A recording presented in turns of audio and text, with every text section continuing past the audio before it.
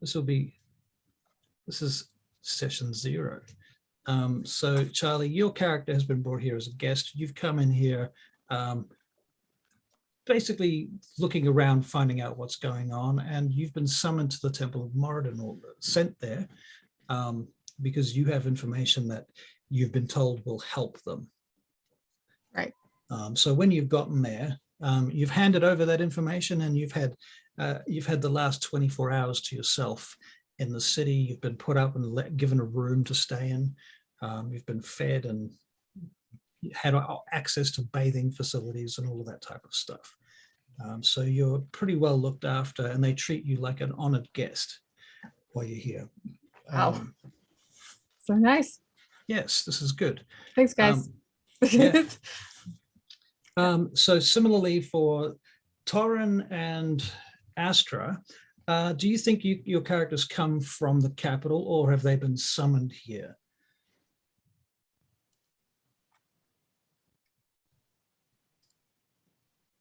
Oh, you guys are muted. Oh, we are muted. I'd probably say that, like, given that we're of Moradin, would probably get summoned, right? Right. I mean, you could be actually working for the Temple of Moradin here. I mean, you could literally be guarding this place. But given that you're 3rd level, it's perhaps possible that you've been off doing things for a little while and you've just returned, or you've been summoned here for this particular mission.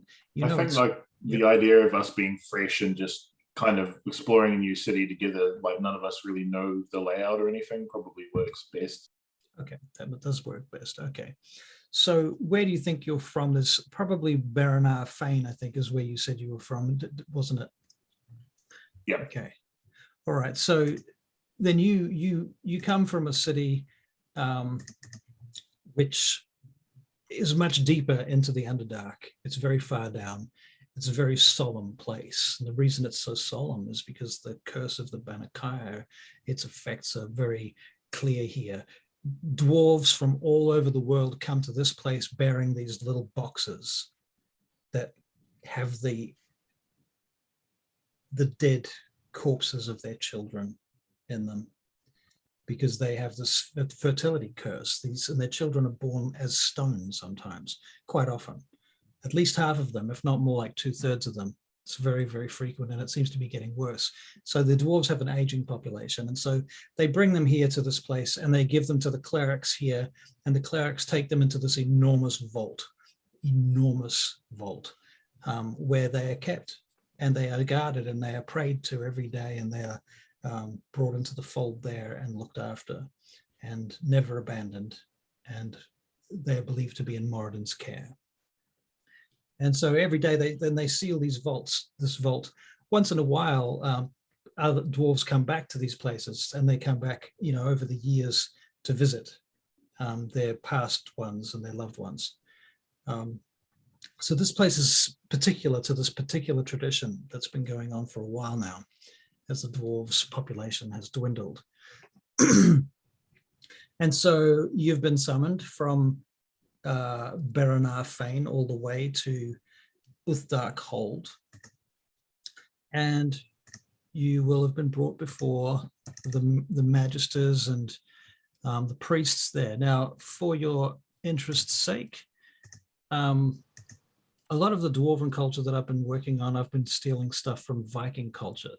So I've got lots of words and names that I've been using straight out of Viking stuff. But if you've got anything that you think is cool, you want to add in there or anything like that, feel free to throw it at us and we can see if it works. So the terms for, I'll just briefly explain some stuff. Gothi or Godi is priest or priestess. That's actually the Norse for it. Because the name of the main male deity is Moradin, I decided to call the high priest Mordan Goti. And the priestesses, who are the priestesses of Baranar Truesilver, who's the mother deity, they are called Baron Goti.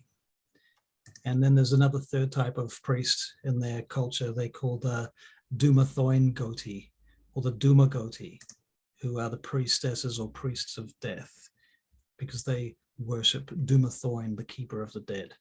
And he's very prevalent in Baranar Fane, where you come from. So there's a lot of those types of priests and priestesses down there. So actually, in a way, being members of the Moradin Temple in that location, you're a little bit of an outlier in a way. Even though Moradin is still a central deity, that particular location was very sacred to the dead. So you come all the way here. As for the situation as far as the world is concerned, some of you guys already know a lot about this stuff, but I'm going to have to go through it anyway. Sidariel is a flat Earth. It's broken up into several islands. One main continent has a mountain range that stretches pretty much from north to south down the middle of it. It's not exactly that, but you can check it out on the map. If you're looking at the map, you'll see there's this huge black kind of streak that goes up through one side of it, up into the center of it, called the Parkard Rift. This is a result of a weapon that was launched at the world many thousands of years ago at the end of the Second Age. And here comes Maria. Hey, check him out. Maria. Let's see what she's going to call herself this No, time. I need to change my name. Welcome. Hello. It's so weird having all these different people. Wow. I need to From different places. yeah. Okay. So you do your thing. I'm just talking about the world. Okay. So yeah, the Parkard Rift, there was this comet called Parkard, which means fear, which was built by Grumpsh, the god of the orcs, and was designed to destroy the world. And he built it with the help of Tiamat, the goddess of dragons, in hell. And they launched this weapon at the world, and they were planning to destroy the moon, planning to destroy the world, but it struck the sun and split it in two. It struck the moon and split it into 7 pieces, and parts of it rained down on the world for 101 days after that. And this was like 30,000 years ago, at the end of the Second Age. And now you're in the Third Age. And there's rumors that the Third Age is almost finished. And before that happened, there was a bunch of prophecies and stuff. But in any case, when it struck the moon and the sun, and it ripped this huge rift into the world that they call the Parkard Rift. And they say that is from where all evil came in the world. And this was apparently in retaliation for the elven god Corellon Lorathian, who tore out Grumpsh's eye in a previous combat during the Dawn War. Excuse me. So anyway, that's the basic gist of it. So the world was created originally for the elves as a haven, and then various other races kind of got invited here over time. The first to inhabit it, though, were the giants and the dragons, who subsequently went to war. And that was the First Age. The Second Age was the elves, and then the humans and the orcs and other people arrived. And then the Parkard Comet Rift happened. And since then, strife, lots of strife. So there you go. Dragons and giants, pretty much extinct. It's important to note that there are 7 moons, 7 primary moons, and they kind of look like pieces of architecture floating around in the sky, like actual pieces of architecture, because the moon itself, when it was destroyed, it was the moon goddess's temple. And so there was an actual fucking temple in the sky. Excuse my language. I actually swear quite a lot, so I hope that's not offensive. And if it is, tell me and I'll tone it down. So anyway, yeah, so the moon was destroyed, 7 moons. We've got the altar, the gatehouse, the sanctum, the watchtower, the high arch, and the steps, and the pillar. And if you'd like a picture to give you kind of an idea of what I'm talking about, I am going to put one in the chat here momentarily, if I can find it, because that's always the hard part, isn't it? Desktop. Oh, I'll say while you're doing that, Russell, Yeah. that if all this seems like a lot, you get into it. I Yeah, gave these it guys just the it all same filters in. Yeah, I will just reinforce it over and over again, and after a while, it starts to. Yeah, it drips in, and because you're dealing with it pretty much every session, so yeah. So there's not going to be like a pop quiz or anything like that at the end of the session? There's going to be there lots is. of quizzes, mate. Yeah, Lots of fridges too if you get the answers wrong. you should. The You fridge will should just fall on you. explain the Hey, fridges. Russell. You should explain the fridges, the tradition of the No, fridge. you explain the fridges, Russell. They're your Okay. device. It's my device. Okay, so basically, if you do something or say something that's out of character, out of context, then a fridge might come miraculously falling from the sky and land on your character. It's that simple. It happens in Vampire too, doesn't it, Charlie? Yep. Yeah. Mainly to you though. To me, It's happened how does it happen maybe to me? twice, once or What twice. are you talking about? Oh, someone else decides to be the DM, and then All right. yeah, I Here we I can go. actually point you to a clip. Picture incoming. It's like 3.5 megabytes. Point me to a clip where somebody fridged me. What the hell? Yeah. That's impossible. You can't fridge the DM. Well, that happened. Lies. These are I can find it lies. for you. I bet you can. Yeah. If Are we anybody talking can- about empty fridge, or are we talking about like, there's going to be some beer in there? Because Right. it's not too bad. That's true. It might not be so bad depending on what's in it, but I'm thinking it's an empty fridge. It's, Maybe it's got like cans in there, but they're all empty. So They're you all reach empty. for one and you're like, oh, beer, but no, it's empty. yeah, Sorry, mate. Yeah. exactly. Yeah. Okay, so next order of business. You guys have made characters. Charlie, how are you doing with your character sheet so far? Did you find a background that you liked? Yeah, I think I'll just go with soldier. But Sounds good. I think my biggest issue right now is trying to figure out what to call my character. I'm getting there. Random name generator. Roll Yeah, with the chaos. I'm trying. Well, I'm there are particular.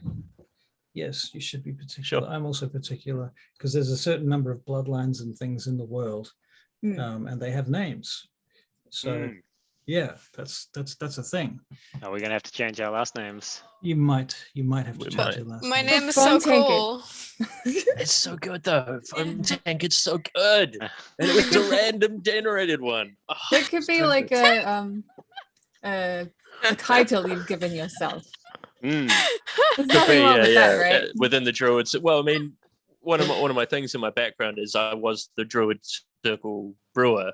I was the Grove brewer. So phone tank had made sense, but It's maybe funny that's you the say title. this. Yeah. So, So does that mean we've got two characters that are the brewers now? So we've got like a brewing competition going Hell on. it's yes. funny you say that, yeah, because I was about to say because Yeah. Hope you like James's mushroom beer. character also is a brewer. That was his backstory as well, and he came up with it first. Mm. But that being said, you could How'd could you be know? I might have competitors come or up with it people- last year and you wouldn't even known. You wouldn't, right?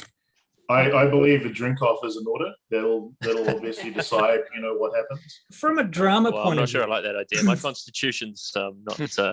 from a writing, It's directing, it's good. It's not great. drama point of view, these opportunities come up, and this is an opportunity for us to say these characters are brothers, or somehow related. They have the same parents or family or something like that. I don't know how close or far. You would like Yeah, it they to could be or- closer. Could be like It's up to you, of course. cousins or something. Yeah. Could be. I'm just saying there's an opportunity for a relationship that we shouldn't just pass up. Anyway, okay, cool. Yeah, hard out. All right. Just Two quickly, names Russell, there. are Yeah. we third level? You're third level. Shit. You're Didn't starting at realise. third level, so you have your paradigm thingies, your archetypes to deal with. Yep. Which is Sweet. always fun. No, it's cool. I Especially know when what I want anyway, so I These can guys change have it pretty literally quick. just started playing D&D, so they're like, what the hell are you talking I have about? no idea. Like, I just want to say, like, I'm trying to keep up, but please forgive me. You're Don't worry totally about it, man. totally forgiven. They're absolutely forgiven. Yeah. At the end of the day, you know, our goal is to try and have some fun and tell a story. Yeah. And I'll tell you a little secret too. Don't tell anyone I said this, but I don't give a fuck about the rules. So it's the rules are a crutch. They are there for us to lean on. They're there to help us tell a story, but they are not there to trap us or control us. We're here to tell a story. That's my objective. There you will find other players who are much more about gamifying the system and trying to make it more of a strategy thing, and that's cool, but we'll get there. We don't have to do that off the bat. Yeah. And Charlie will tell you, because she plays vampire with us on a different night. I'm extraordinarily fluid with the rules. Yeah. Yeah. But she comes back for more, so it must be okay. Hell yeah. There you go. It's awesome. It's a narrative thing, right? Like, Right. if it suits the narrative, it can I'm happen. here for the I drama. suppose. Exactly. Mhm. There for the drama, not too much drama. We keep the drama in character, not out of character. You know that we've had. Oh a yeah, bit of definitely. That doesn't work. Shit. Oddly enough, some of you all have met the same dramatic characters I'm talking about. Oh, I see. Was, I see. Anyway, was she that's- okay in that one too? Or She's fine. what? Oh, I feel She's really fine. bad for her because she's She was fine. Oh, we she's had a an good time. Interesting human. Yeah, An interesting view. Yeah. we had a good time. Good. Like, seriously, we all had a good time. Whatever happened. Now, yeah. like the more It times was you good say it, doesn't sound like you've had a good time. So Moving right along. Well, I had a good time. Because Okay, you're just going to have to make me edit this video now. I really don't have time. It's my own fault. We had a good time. We did have a good time. Okay, so if you haven't read it, I recommend reading a document in the shared folder called A Brief History of Sidara, which outlines a brief history of Sidara. That being said, there is a more condensed timeline that I can drop you as well. In fact, I think it's actually in that document, come to think of it. At the end of it. Yeah, if you go to the very end of it, there's a shortened version that kind of outlines everything that happened in about a page. Any other questions off the bat? I have a heads up to give. Yep. In approximately 40 minutes, I'm going to complete this really strange maneuver whereby everything changes. You won't be able to see much of it because I've got a background up, but I might drop off for 5 minutes or so. Okay. Basically, I'm moving to another section of my property. Okay. No worries. That's cool. Are you going to drop off the internet during that period, or are you just? I'll gonna try move not to, but it might happen. Yeah, Okay. Cool. That's good to it know. might happen. All right then. So for the future of the campaign, just to set expectations, also we will use Roll20 at times. Roll20, if you don't know, is a virtual tabletop system. You can get a free account if you don't have one. I've posted a link. Some of you might already have accounts and stuff set up. I know some of you guys do. And I've set it up as a game with the quest book account, so it's ready to go. I don't use it very much. I mostly use it for maps, and at which point we will need to make tokens for our characters. Basically, it's pretty much just for combat, and we use D&D Beyond for running our characters. So let's do a little D&D Beyond tutorial to see how that works. So have you all got your character sheets up in front of you on D&D Beyond? Yep. Okay. So now, because you're all in part of the same campaign, what that basically means, 1 minute, I just have to get it open for myself. I've got way too many tabs here. Okay, now you'll see there's a thing called a game log. If you open that up, it should pop up with a little pop-up window on the right-hand side of your screen, or wherever you put it. You've got some options about that. I like to have it locked open just myself, because then I can see what's going on. And you'll find that you can roll dice by simply clicking the numbers next to the statistics on your character sheet. So for example, Asta,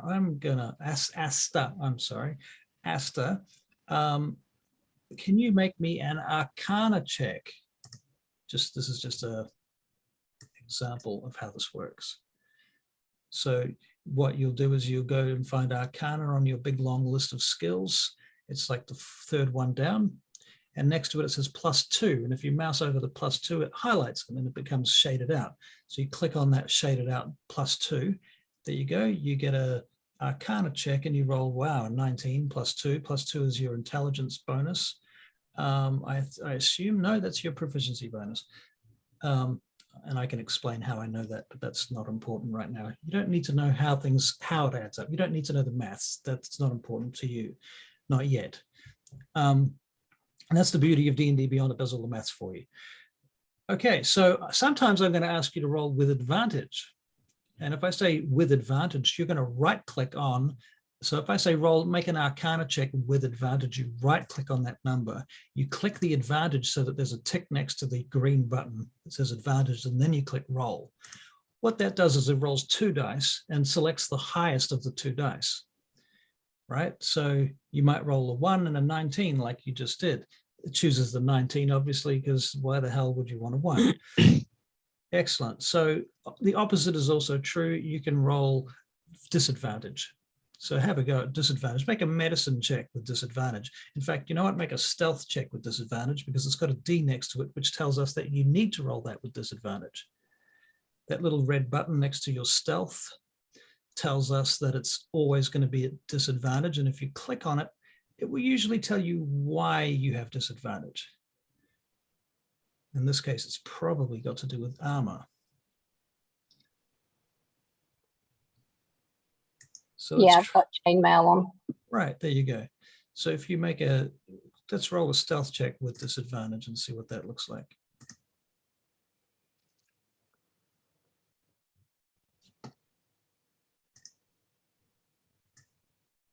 An 8, there you go.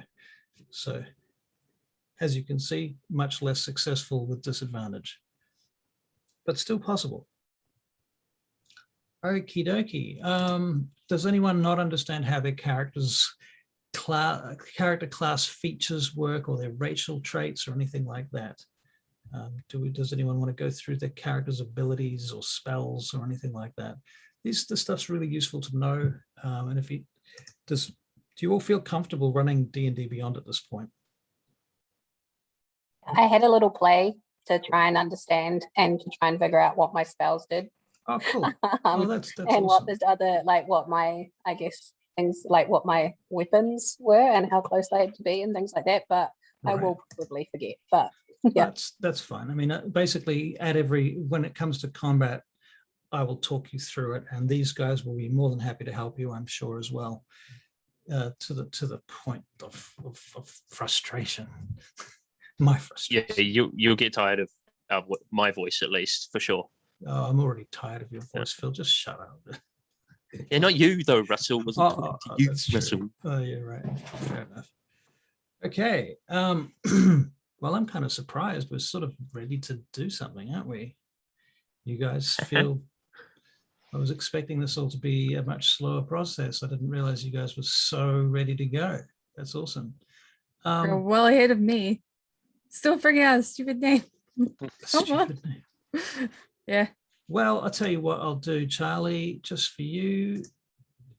I have a document here, which is called Lineage of the Seldarine.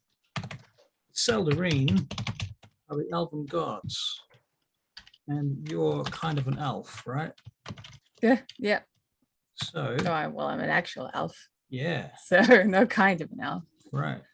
Hmm. Lines. Here we go. Check this out. Then I will send this to your Gmail account. Okay. It is called Elven Lines, and it has a list of houses and family names. Oh. And if you combine that with, you should have access to Xanathar's guide to everything. In the back of that, in the appendix, I think it's appendix B, is a list of names, non-human, including elves, male, female, etc. So you can combine one of these with one of those, and then you've got a Xanathars, you say? Okay. Xanathars. Yeah. Just go get my book. I haven't. Well, you can right-click on the D&D Beyond button and go to collections, or just go to collections and then, actually, sorry, sources. Do you see the sources button on D&D Beyond? Yeah. And then the second to last, wait, where is it? Row 2, the bottom book of row 2. Xanathar's Guide to Everything. And then it will be in the appendix of that, appendix B, yeah. Right. Non-human names, just like I bought one. Okay. Nice. Igrin. I don't like that one. Are you rolling? No, it's just there. I never roll for these things. Yeah, it is. I'd rather pick. Yeah, I'll say. Okie dokie. What other exciting things? Oh, also, Charlie, I see you've got the document opened, your canon document. Yes. Ah, that reminds me. Okay, canon document. So canon as in like story canon, obviously, that's what I'm talking about. I really like the way that you guys in Frostmoor have your canon set up with the group spreadsheet. So I've kind of stolen a little bit of that as a template to give to these guys.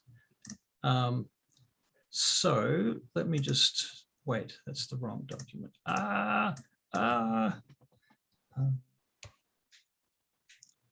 What's this called? Nice. Now, I want to share this document with everybody, but I don't know what everyone's email address is. I can do Charlie. I can do Phil, I think. Is it Phil Craig? Yeah, Phil Craig 88. 88, yep. Okay, I can do, okay, Josiah, your name's James. Is it James Thorpe? That's me. Yep. Okay, Maria, is it Maria Fialco? Yep. Okay. Then whoever. Hi, in the chat. Yours is in the chat. Okay, cool. The Zoom chat though, right? Yeah. Yep, got it. Make all of you guys contacts as well. Okay, and the last one is James, right? Yeah, it's in Discord. I just put it in there. In Discord, okay. James White.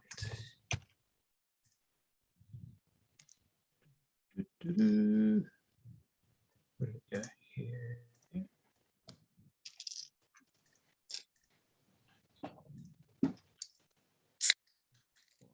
Now I'm making you all editors of this document. Sending it now. Okay. Is this another group jobby, Russell? This is a group document for everybody to share. You can use it however the hell you like, but you guys, some of you guys have used something like this before and you know how it works and you've probably got some good ideas about how it might work, which I think you should share with these guys. And that, they might have some ideas on how to improve it. Who knows? Maybe it's already as perfect as it can be, Phil. Who knows? But I don't know. I thought what you did was really good. And I have recommended it, in fact, to my Van Gate crew too. Because I think you guys did a great job. I think James is more the architect of our one, to be honest. He's put in quite a bit of effort on. I love Josiah. spreadsheets. He loves spreadsheets. I love one of a kind, spreadsheets man. and pivot tables. What a and- weirdo. Kind of. Yeah. What a weird fella. Yeah. Okay, so if you've all got it open at this point, what you should see is a bunch of tabs at the bottom. World history. So that's your history that I was talking about. That's really All right. easy to get to. Calendar next to that. So the red plonks on that basically tell you what day of the year it is in game. Some of you will notice that it's the same day of the year as it is in the Frostmoor Crows game. Isn't that bizarre? Banakaya overview. This will tell you stuff about dwarven life and history and stuff. 7 cities. That's a very tiny little spreadsheet that just tells you some basic stuff about the 7 dwarven cities. Then we have our characters' names, and you should change your characters' names to their actual names and add tabs if you don't have a character there. And at the end, the last but not You least, put in way more effort to their one than ours. well, I didn't know what I was doing when I created your one. You guys gave me the idea of how much, your one kind of evolved, and these guys get the benefit of that. Jealous. Right? Yeah. I really like that you created that group bonds page, that little matrix of group bonds. I thought that was super cool. Yeah, that's I cool. stole that from was, the I Adventure think that Zone. was Yeah. that was James's idea. Yeah, so I thought that could be something that they could work with. And then, of course, group treasure, which currently is null because you don't have a cent. Okay, now you'll find in the group documents there is a page on currency. There's all sorts of stuff. None of it's important. Okay, not for playing. It's flavor. We can layer it up as we go along. You can ask questions. I will try and be consistent with it, and you can sort of choose to learn it or not as you go. Just continue to ask questions. If you say something that's out of law, I will kind of suggest something that's in law, so that we can tweak it into the canon, as it were. I'm really anal about this stuff. I apologize in advance. It's just how I am, and it keeps me sane because I'm running like 3 or 4 groups now, all set in the same world. And if it starts to diverge, I go nuts. Okay, so that's pretty much our mechanics sorted. Yeah. All right. So as a paladin, Torrin, do you think you have do you have an acolyte or a squire or anything like that? Anybody in training, or are you kind of a sole? I think my guy's too grumpy for that. Like I don't think that's going to happen anytime soon. Just they're just from character. Like he's quite a loner. The only reason him and Aster are good friends is just because they kind of worked together and grew together.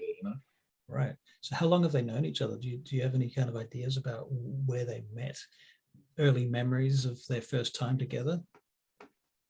I think we were doing something along the lines of like we were training together, training of Moradin, so learning the religion and everything. And I guess we just kind of bonded that way. Right. Because the 2 backstories are just completely different. And we just kind of brung it together that way. Okay. My backstory was about the fact that because I was just all about the fact that I knew nothing about this, and so I had to make up a reason about how I knew nothing. And Right. so my thing was that I was stolen as a young child and hidden in a cave, and I was saved by Paladin of Moradin, which is how I got involved. And so it just explained all of the gaps in my knowledge about everything. Right. Perfect. That's a great. That's excellent. That's a great way to do it. That's awesome, and it gives you guys a bond like that too, which is great. Okay. Okay. So Gildraeus. Hello. Dwarven names. I better sort this out now, eh? Otherwise this cancer is going to get deeper.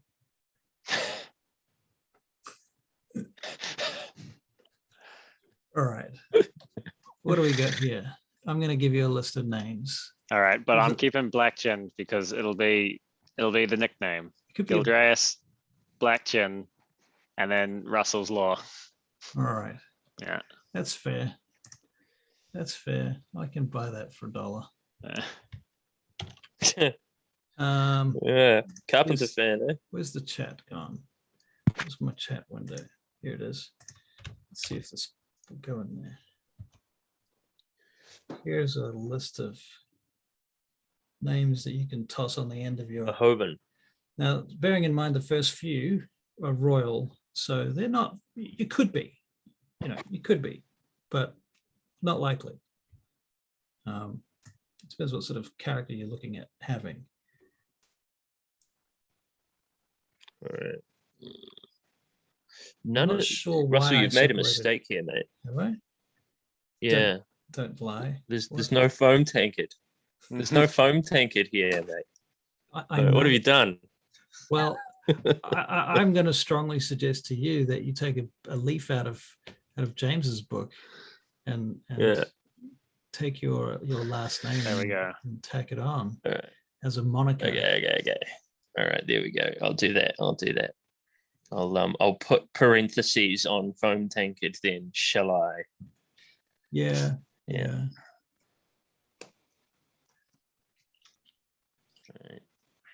I'm gonna pick a name at random.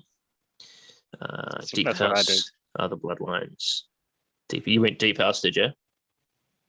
Or just picked it at random? I'll tell you what I am prepared to do is Oh, I didn't even see the first part of the list. I just went Other Bloodlines. Yeah, I'm going Other Bloodlines. I'm gonna go. I'll tell you what. What's It's all right, actually. Yep. Durthane, the that's me. Blackton Silverstone, love it. Rana Foam Tankard. Who? Durthane? Those are awesome. There we go. And Maria, what am I going to do with you? Lava Buster. No, it's How- gotta be Lava Buster. Russell, don't do it, please. How am I supposed to take myself seriously? That came from a fantasy name generator That's a legit one. affiliated with D&D Beyond. So did Foam Tankard. Yeah, so did I didn't get that Gildrace. privilege. Same to canon. Woe is us. Woe Could is be us. Lava Death Fridge Smiter. Fridge smote. Fridge Yeah. Smitten, yeah. I might take Lodestone, maybe. Legit Lodestone. That sounds kind of snazzy. Hmm. I don't know what the background of it is, but I'll just roll with it. So, first names. Oh no, is the first name not man. appropriate? You are trying to push my buttons, Maria, I suspect. I can't believe you allow Tricky Bob and you allow Lava Death. No, that's a very good point. To be fair, I didn't know you very be well then. Fair. So, Oh. this is just a soft suggestion. Oof. Oh my goodness, okay. What do we got? Oh wow. Followed Oh, Are by- these wow. female names? Some of them are, followed by a few Oh. more. These ones Helga. are female. Elka, Helga.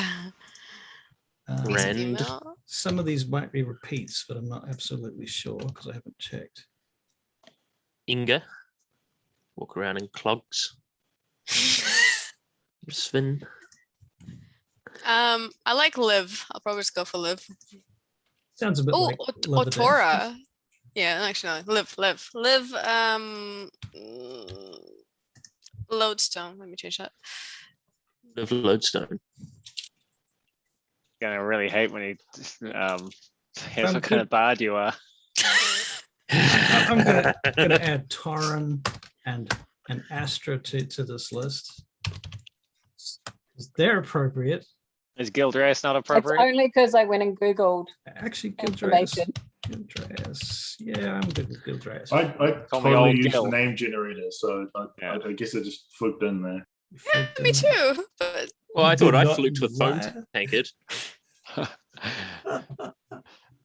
how do I change my character's name in the Oh there you crap! go. Yeah, that's what I gotta do. Oh yeah, good call. Yeah, that's Yeah. true. You better do that too. Edit the character. Hope it doesn't reset everything. Nah, you should be fine. It's gonna wreck your whole character and you have to start from scratch. You should see the rolls that she did when she randomly rolled them. Well, my stats, I got plus on every stat. Right. It was all random. Like I had a witness watching me do all the rolls. Yeah. So nobody even asked me what kind of stat generation we were using. Oh, Did they? No, I use standard array. What is I what? figured it was point buy, right? Oh, standard array. I Shit. usually use point buy, to be Ah. honest. Yeah. I do point buy. Yeah. oh, I did random. Oh no. What did you guys use, James and Astro? James and Astro. Yeah, we did point bias. You did We're all point good. buy. Yeah, I should have outlined this much earlier. I apologize. It's my fault. I just So- like the RNG of doing a random roll. Yeah, that can be fun. Yeah. I like that for like single player RPGs. You know, when I'm nerding out on my PC. You know, keep tapping that dice roll. Get the 18. Get the 18-31. Get the 18. Now, Yeah, here's a standard question array. I have for you guys. As some of you will have noticed, I record my games. I do upload them to YouTube, but I do not automatically make them public. I would ask your permission to do that. The groups that these guys play in have all elected to go public, which I think is great. And people watch them, and it encourages people to play D&D, and it helps me market my business and stuff as well. So I love it. If you're prepared to go public, I would be greatly appreciated. If you're not, I totally understand, and there's no pressure for you to do it. So up to you guys. If you it's not even a vote; it has to be absolutely unanimous. So have a think about it. You don't have to decide right now. But I will. It I kind of know makes between- some cool. You go ahead, man. I know between me and Kat, we don't really care, so You don't it's absolutely fine. I mean, if you want to Photoshop me with like a better body, it would be quite nice, you know. Same Little bro. mustache. Or Yeah. a moustache, yeah, a little. Mm. You know. Bit of a Yeah. mustache. What about a big Totally one. beard, big black beard or something like that, and a helmet on with some horns? I'm just disappointed that Charlie's not playing a dwarf. I'm not. Didn't know it was an option not to play a dwarf. I've got all my characters are dwarfs now. There's I always know- an option that it's just heavily, you know, Russell's persuasive in his. He can be very Requirements. persuasive. I just Can figured we- I was short in real life, and so it felt a kindred spirit. Right. Just connected with it that way. Can we make like rules on attire? Like, are we allowed to all wear the dwarf helmets? Like, I'd totally be down for that. You mean like digital ones or real ones? Oh no, I'm talking about the real one. You know, the little horns at the top Oh, or something dude, like that. definitely We could all drink out of tankards and everything. It'll be brilliant. do that. Yeah, I mean, you could go down that road if you really want to. I see Phil's got his tankard there, ready to go. I'm more of a minimalist from a drama point of view, to be fair. I like the idea of getting the audience to use their imaginations as well. You know, because often if we try to give them props and things, they're going to end up being cheesy. And it's like watching a lot of Hollywood films where it's just cheesy. If it's not really, really, really good, then it will come off as substandard. It's better off to go with the theater approach. Like in theater, if you want to have a kitchen, you just need to have a spoon, and everybody knows you're in a kitchen. But if it's Or a a photo movie, of a spoon. right, or you can just mime a spoon. You know, you can just be like drinking from a spoon. Everybody knows it's a spoon. But Many if photos. you want to have a kitchen in a movie, you have to have a freaking kitchen. Yeah. There's no getting around that. So, you know, that minimal approach, I think, is pretty good. In any case, okay, so we're basically kind of ready to start the story, are we? I don't see any reason why not. You guys can start. I'm still. You're still Still messing stuck. around with your character.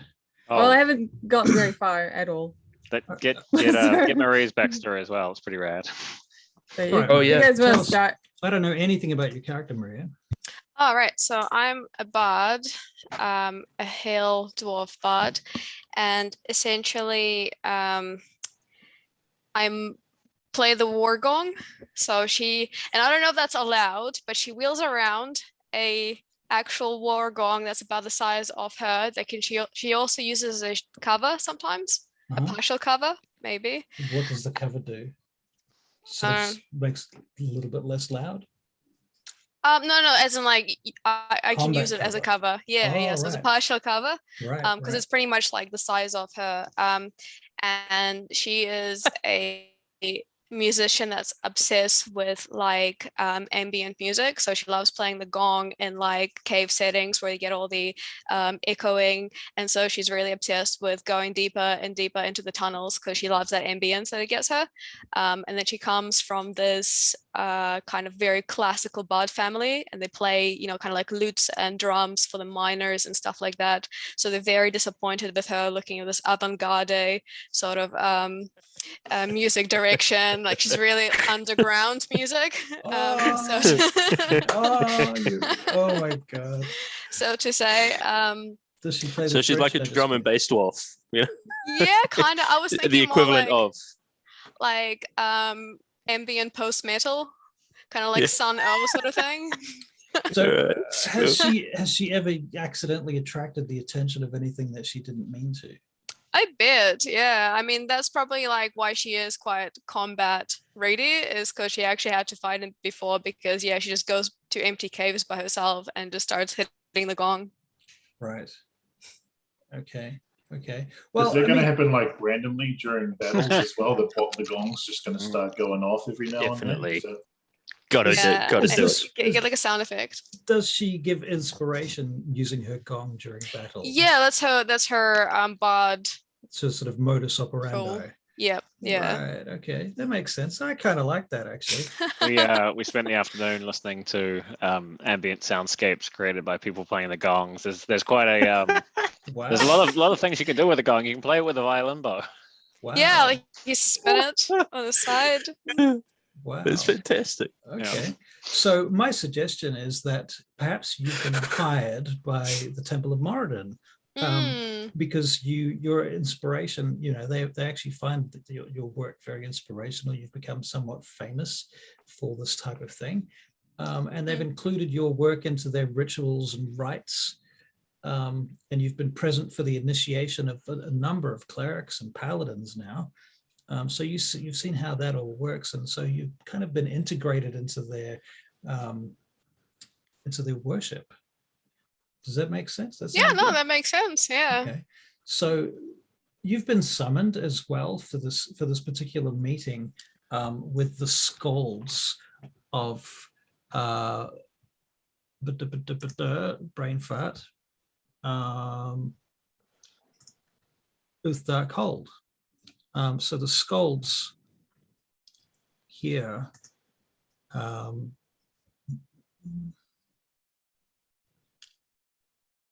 where's my list? In any case, so do you typically live here at the primary temple of Moradin? Really the area around it, right? Because I mean, the temple is just a single sort of building. No, it's a complex. It's a complex, right? Okay. Because it's the heart of the whole society. The temple and the palace together are the sort of left and right arms of the society of the dwarves. I guess, like, from my perspective, she's probably like a traveling musician. So in a search of cool caves to play the gong in. So this is probably like what she came across on her journey and stayed for a while because she's getting business there. Right. Okay. So you've stayed for a while, and they pay you, or are you doing this for free? Probably for free. That makes sense. Yeah, so it's kind of more of a patronage thing. They're giving you free board and food. Yep. While you're here, and you get to participate in things, and that's cool. All right.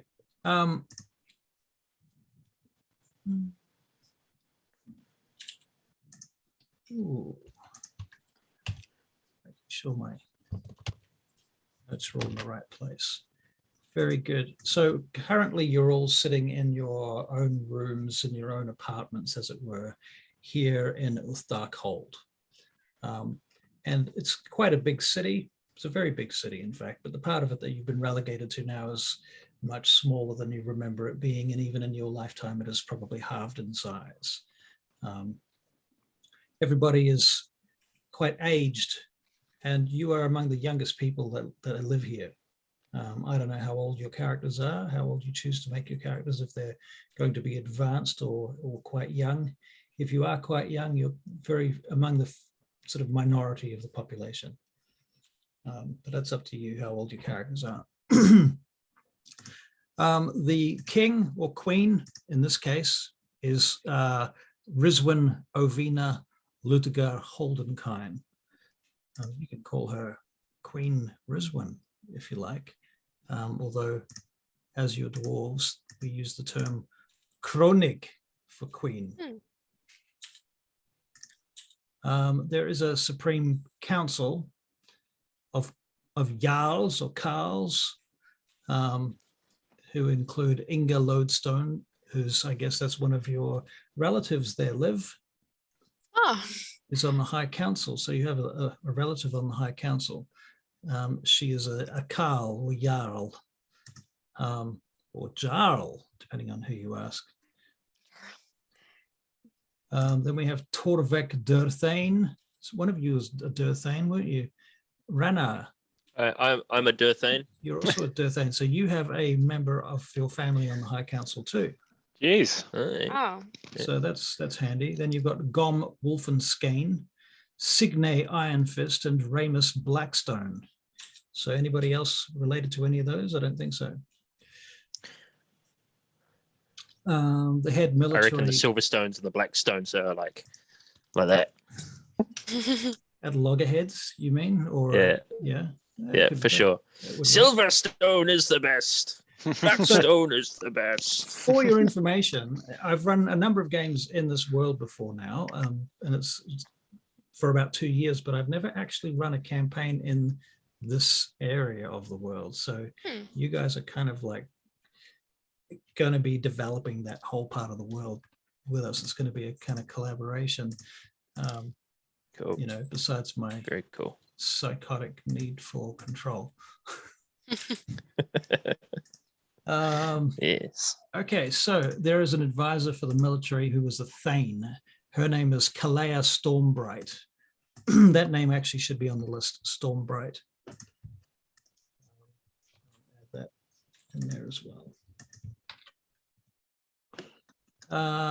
Then you have some princesses who are called Fregda, and there's Liv is among those. Asa, Gilthran, Halgrit, Valida, and they're all kinholds. The kinholds are the royal family here. The princes are Bairn, Brota, Eberk, Olunt, and they're all kinholds again. And the princes are called Longmar, and the Seven Skulls. The Seven Skulls are also I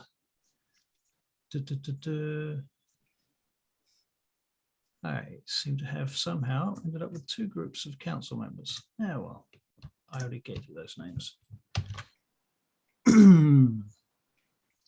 So yeah, you've got military advisors. The military advisors are called Haesir. Champions of the High Council are called Merkin Smarther or Mercus. A proven blooded warrior is called a Ragnangar. Elite fighters or enforcers are called Aesir. Veterans are Vanir, and mentors are called Huskarls. The primary deities, Moradin, the Maker, Boranath, True Silver, the Mother, and Dumathoin, the Keeper of the Dead. We went through the titles, the religious titles a bit earlier. Okay. So you're sitting in your rooms and you are all summoned with a bell, which you've been waiting for some time now. And you come forth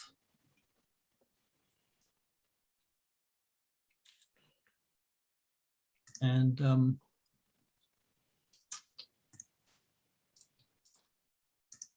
you find yourself in the company of the 7 council members who some of you may know, some of you might not know who they are.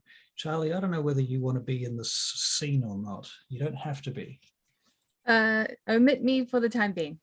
Okay. All right. So among these 7 council members, you see Tricky Bob, Liv. You see your relative Ingar Lodestone, who you recognize immediately because you stayed with her when you were a child. Mm. And Raynar, you recognize your, perhaps it's an auntie or an uncle, do you think? Or a cousin? Torvek Durthane, also a council member. A long distant relative, because you're not from around here, are you? Yeah, I don't think he's clued into that you're talking to him yet. He's not used to his new name. Who, me? Was that me? Yeah. Oh shit! Sorry, no, I was looking at my spells. Sorry about that, Russell. That's what's the go? 2 levels. Oh man, Torvak now I have to forget all Durthane. the spells that I learned just now. Damn, it's like being a wizard, isn't it? So yeah, okay. So, Rana, your cousin. I'm trying to establish the relationship between you and whoever it is that's on the council, whose name is Torvak Durthane. Right, yeah. Perhaps a distant cousin, All right, because you're not from around here. cousin. Right? Yeah, Makes yeah, sense? maybe like like third cousin. Right. Yeah, like not quite a second cousin. Yeah, Right. or maybe Okay. a second cousin actually. Dwarves have big families, right? Yeah, but they are dwindling at this point. But yes, Right, second cousin. Yeah, second cousin. Okay. And we meet at parties. right, you meet at parties. So Torrin and Astra, Yeah. Gildreas, Renar, Liv, you all come out onto this, essentially a balcony. It's a very big balcony that overlooks a large part of the city from where you are, inside this cavern. So obviously you're underground. And the roof of the cavern is so far up that you can't even see it, even with your dark vision.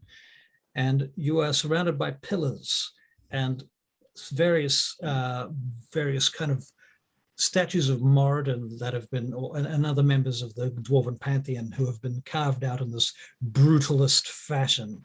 It's very minimalist, stylistic kind of fashion that's very sharp and strong but edgy kind of look. Does that make sense? Very few features, very flat features.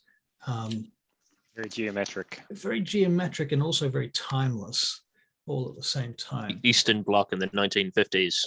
You're right. That's also true. Yeah. I'm thinking more along the lines of the new June movie, to be fair. Yeah, right. I haven't seen it yet.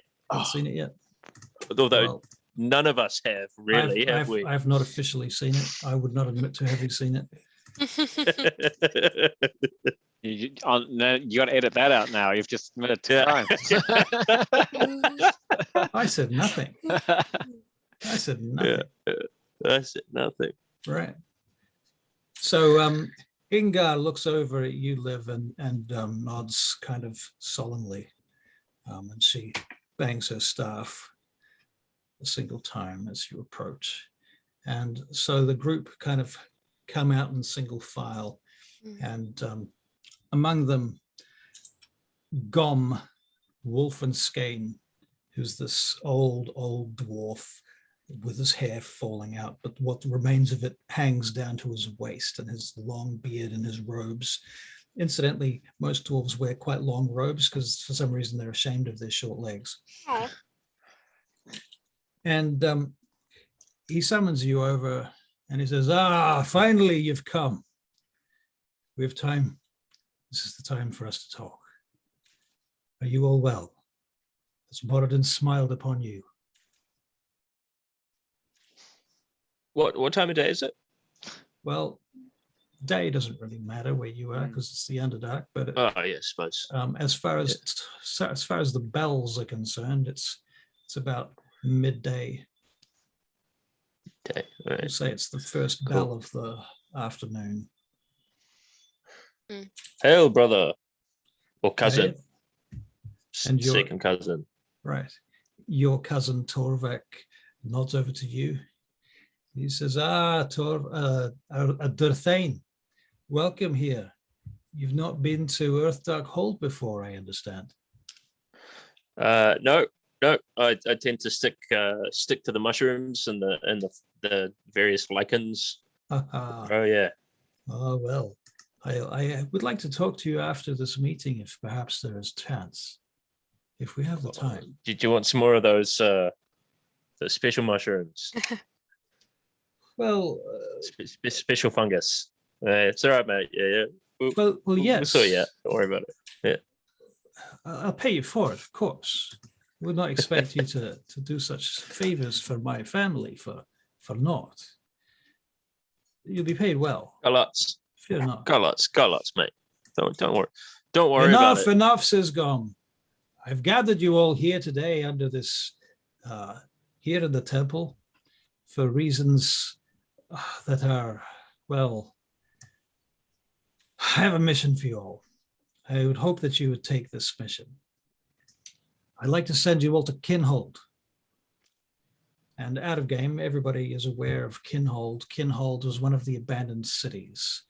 And it's about several hundred miles away through the Underdark. Right. And you immediately know this is going to be extraordinarily long and difficult journey. The minute he says that. Aye, Yep. that's a bit of a commute, isn't it? It is a bit of a commute, that's true. But let me explain to you why. I wouldn't do it for no reason, of course. We want you to make this pilgrimage to Kinhold, far to the north, to recover a small community of clerics who refused to leave when we made the Hagra 400 years past. This community of clerics, they refused to leave. They're led now by a number of, Morden Goti Darak Borodin, Goti Tora Dan Kiln, Goti Gillard Kinsbrook, Goti Uaran Dunbrazik, and Dumathoin Goti Revnar Ravenstone. We sent some of our Ragnagar and Avondel Dan Kiln to fetch them with some Aesir and some of the veteran warriors we call the Vanir. And what be happening to them? They did not return. We had word that we hear that they found the place, but they did not come back. Was there Why a do they- reason they're not returning? We do not know. Why do they have to leave? What's, do unto others and all that? Why? What's the story here? What are you not telling us? What's so bad about having them live there? Why don't we leave them alone? We need them to come back. Our community is failing. We need their population with us. Moradin seeks to protect them.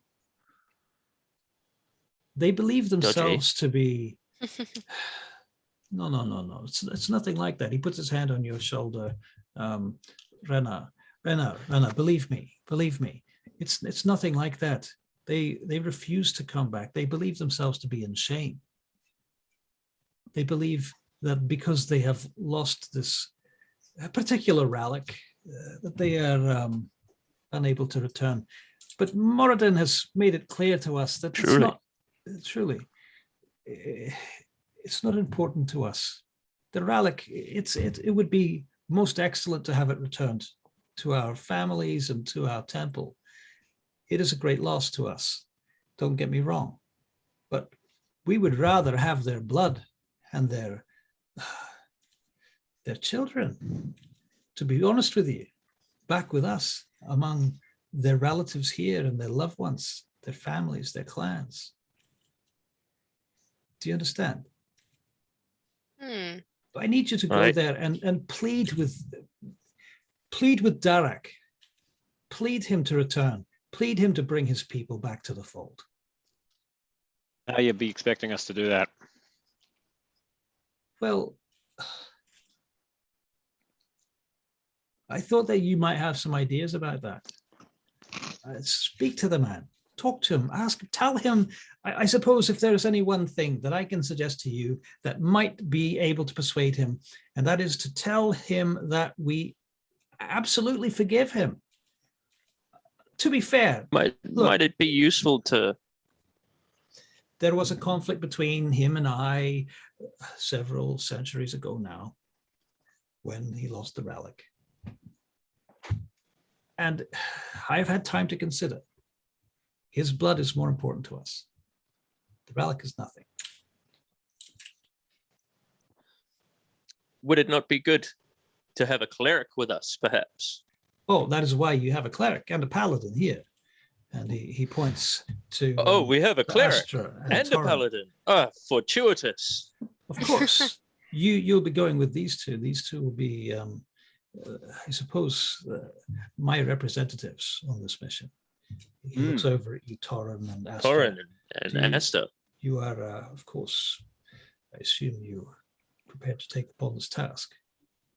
Boy, Yes. we would definitely ready to think that. Excellent.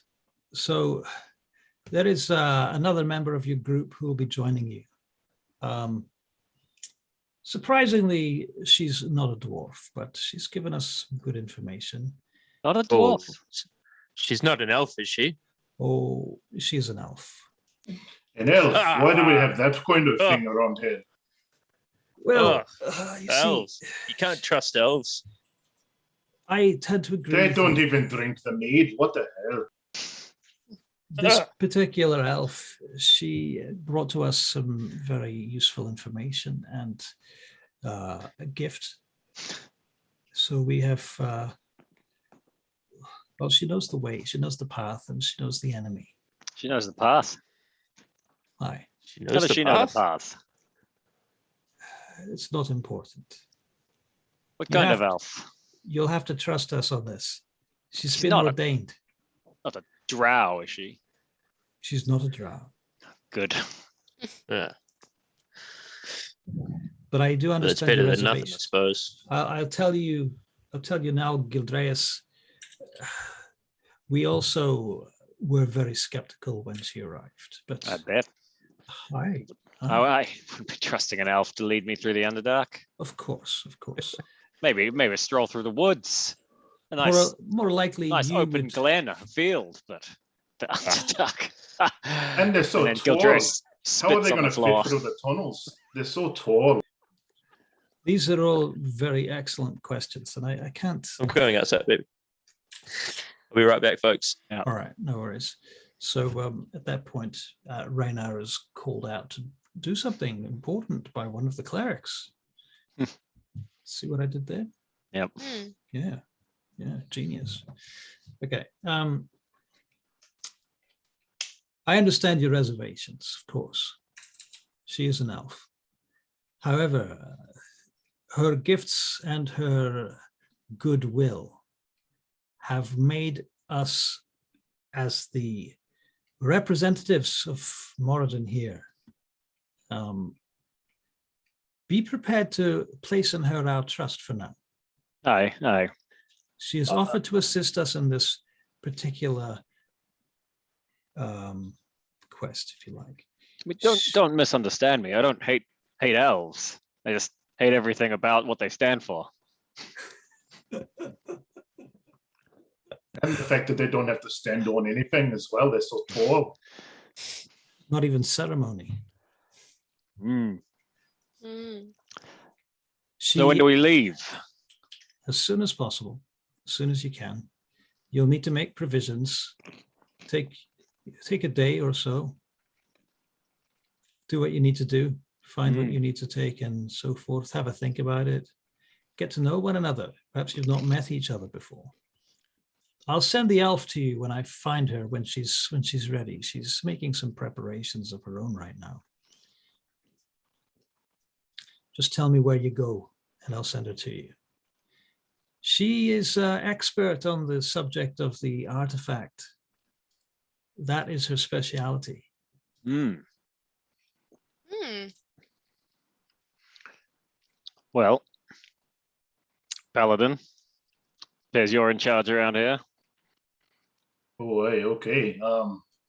My name is Torrin, son of Gimli. I'm one of the Frostbeard clans. What are you? Name's Gil. Gildreas. But you can call me Gil. Man of many words. Mm. I speak when I speaks. And my accent changes as it does. As does our all, does us all, that, you know what I'm saying. Yes. Expect So I'll be then- leading you through the Underdark. You traveled much through it? Boy, we've travelled for the Underdark many times. Any feedback? I spent most of my So, okay, here's another thing that we should cover. Typically, this means timeout. So if you do the T symbol for timeout, that means I have something to say that's not in game or not in character. If you don't do this, I will assume that you're still in character.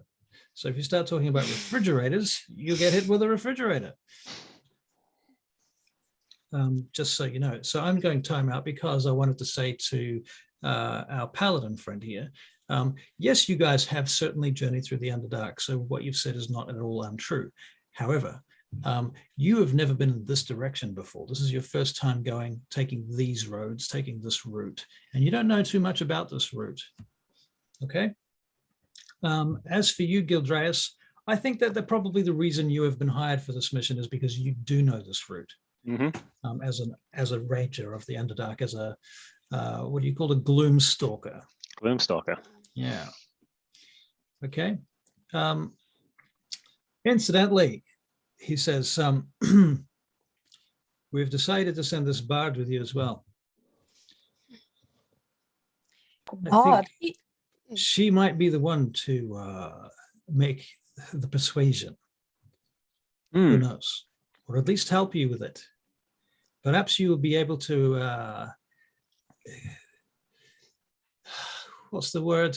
Enlist her services in your persuasion of our friends, Derek, Borodin, and so on, at the other end of your journey. If I need to, but really I'm here for my art. The mission is just secondary. Well, you say it's secondary now, but it won't be secondary when the final one of the Dwarven keeps falls. Then you'll be considering, where will I live, and who will raise my children? Well, I don't have any children, and beyond that, grief and pain only inspires art. Can you make an insight check, please? Where's my mouse? But do keep talking. Plus, oh my god, my stats. If you'd like to, I don't know. I haven't looked at your stats, to be honest. Don't. So I was going to suggest you could just quietly do a point buy on them. Okay. Ah. I don't know how to do that. Let me figure out. I've got a 9. You've got a 9. the- Okay, for the insight check. Okay, never mind. Yep. Everybody else can make an insight check if you like. I'd be curious to thing. see whether anybody else notices anything at that point. 17. 17. Wow. Okay. Okay. Yep, 17 here. Wow. 17 as well. Holy mother of God. It went 9, 17, 9, 19. So Asta, you rolled a 17, but it's +2, so it's 19. I got my plus. Yeah.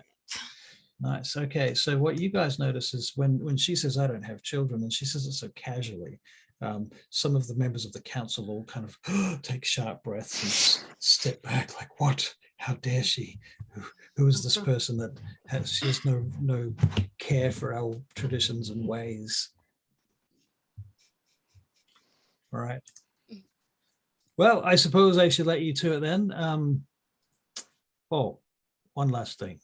I suppose we should talk about reward. I'm not expecting you, of course, to do this for free. Of course, we of the Temple of Moradin are realistic. People are surprised when I say that. So, of course, we will be heaping you with great bundles of honor and prestige when you return. I suppose. Aye, but Prestige forget doesn't about the fill my prestige. tankard. Yes, how much gold are we talking about here? Gold. Well, you're a paladin of the Temple of Moradin. Surely you wish to serve Moradin for spiritual reasons.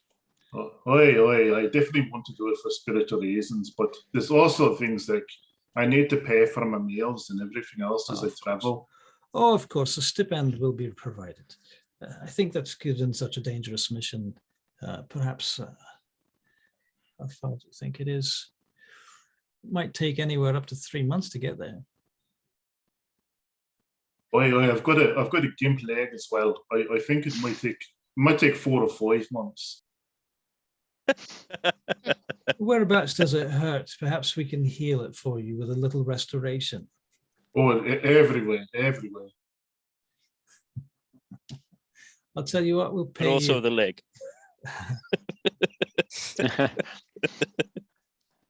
If you plead to these clerics up there at find the right page, Russell, so that you can, yes. If you plead to these clerics at Kinhold and they come back with you, we will reward you finally with land and title. Oh, not- that sounds great, but a little bit of gold might help with the leg as well. You'll be paid a stipend. We'll make sure that you have money for transport and food and accommodation along the way. Well, that sounds mighty fine. What the rest of you thinks? and we'll have an ale stipend as well, will we? We'll Good. have ale rations. That will be I'm between a you phone and tanker your, after all. Gildreas, do you have a recommended price, given that you know the route? Just the usual fee. Just, I don't do it for the money. Keep the paths clear. Keep the dwarven mission alive. Aye. Aye. It's on the ground again. I'll do it for the beer. We will give you 150 gold now. And we'll give you another further 150 gold when you return. Very good. Mighty Alright, fine. I'm Let's go to the pub. Let's go. You can meet with Helgrit Kabrick in the foyer, and she will pay you your first installment now. Hey, is anything else we need to know? They look around at each other for a few minutes. You will have to decide the route that you take. Obviously, you, Gildreas, know some of the routes, but you're going to have to make some decisions between whether you go near the Drow, whether you prefer to go near the Dwagar, or whether you'd prefer to take the Underlock. Oh, Dwager. Oh, stinky. The Underlock might be the fastest way forward, ultimately, despite being physically a greater distance. But it does risk some terrible consequences. Can I search my memory for what the underlock holds? Okay, you can make a history check. Uh, You can do it with advantage, I think, because Alrighty. you're special. So, Russell, did I miss out on anything majorly important, or was it mostly just roleplay stuff? Mostly Two just- 15s. mostly just Minus roll one for 14. Okay. The Underlock is so you know that the Elven realms exist in a place called the Lockhart Valley. Mhm. And in the Lockhart Valley, there is a huge lake called the Lockhart Lake. Under the Lockhart Lake is a lake Right. called the Underlock. And across that lake is a road, a bridge, a very, very, very, very long bridge that crosses the entire lake from one side to the other. And at the far end of it is an ancient, giant, abandoned city. Not a dwarven city, not a drow city. It's something else that's never been identified. All right. Yeah. And people So who not go a there, giant city. not a giant city either, but it's but a really big, giant It's a city, big sort of, so to giant speak. city. Yeah. Yeah. Right. Yeah. Yeah. And it's Gotcha. it's quite bizarre by all accounts, and people that go there tend to go mad. Mm. It's a perilous journey. It's been said that there have been seen abominations in the Underlock. Monstrosities, in fact, which are my favorite enemy, by the way. Are they just? Ah. Wow. That could be handy. And Maxa. I'd be recommending the Underlock, but I'll let the party decide. All three ways will be fine. We'll get there in the end. Which one has the most caverns? Dwagar make a lot of caverns. I'll go for that. So for those of you that don't know, I don't know if you know what a Dwagar is. Okay, so the Dwagar are the Ashen dwarves. They're like evil dwarves. They're very, very bad dwarves. So the drow of dwarves. The drow Yeah. of dwarves. Yeah. They're slavers, right? Yeah. They're slavers. They also have, you will have heard that they have the ability to turn invisible. They also have the ability to turn into giant size as well. Ow. So they're either really ostentatious or totally invisible, which is quite bizarre. They have ashen skin, and they are completely talentless in any kind of artistic way. They're extremely practical, but they have no talent. They're good at copying other people's architecture. If they make weapons, they do a very practical job, but there's no ornamentation to what they do. Is this do you think, I suppose this would be metagaming actually, don't worry about it. You Change my mind. metagaming. Yeah. I don't know, I'm fearful of fridges. You know what, Phil, I'm going to give you inspiration for self-control. Wow. All right. Inspiration. I'm going to lock that down. See, kiddies, this is why you make mistakes, so that you look better when you don't make them, right? So if you don't know, inspiration means that at some point he can spend his inspiration and he will get to roll with advantage on some check. There's a little box for it in the character screen in D&D Beyond. Yeah, you can check it on or off. You can only ever have one inspiration point at a time. But what you can do is you can give it to your friends if you want to. You can choose to say, hey, I want to give, Astra my inspiration because I liked what she did in that scene or something like that. It's usually for something brave or something clever or something role-playing related. How you doing there, Rook? Rook. Uh-huh. Okay, I thought that sounds good enough. That's good to me. It's not her real name, but it is something she's going by. So suck it. Did you find the Rook. notes that I left in your canon page? Oh Charlie? God. Yep. Now. Yep. Now. Okay. Yes. Yes. Okay, that might be useful. Okay. Okay, Right. so typically, besides having a group canon page, I like everybody to have their own private one as well, because there's going to be stuff that you know that other players don't know, where you want to keep aspects of your character's history to yourself, so that it can be a surprise to the group at some point when you pull it out that actually you're related to the big bad evil guy or something, or you're in fact not a dwarf, you're a gnome. The world's fattest, tallest gnome. Named Tricky Bob. Everyone's going to go, wow, Yeah. that's such a surprise. Okay. Yeah. Very well. So Gom says, well, if that would be all, perhaps you should head off somewhere. Perhaps the tavern was calling your name. Tavern. May Moradin be with you. Let's go to the pub. Let's do it. And he gives you the typical Moradinian salute. The make the hammer with your fist, the Yeah. hammer of Moradin. Oh yeah, that's right. It was. Wait, didn't we decide on that? How's that? How's that? That, yeah. Yeah. There you go. It's canon now. Yay. Yeah, it's canon. Yeah, yeah. We made a canon. Yeah. Yep. Yeah. Okay, so you guys are ushered off out of the temple. You receive your that- gold on your way out. Yep. Is the Question. elf meeting us at the tavern? Racist. You're not sure.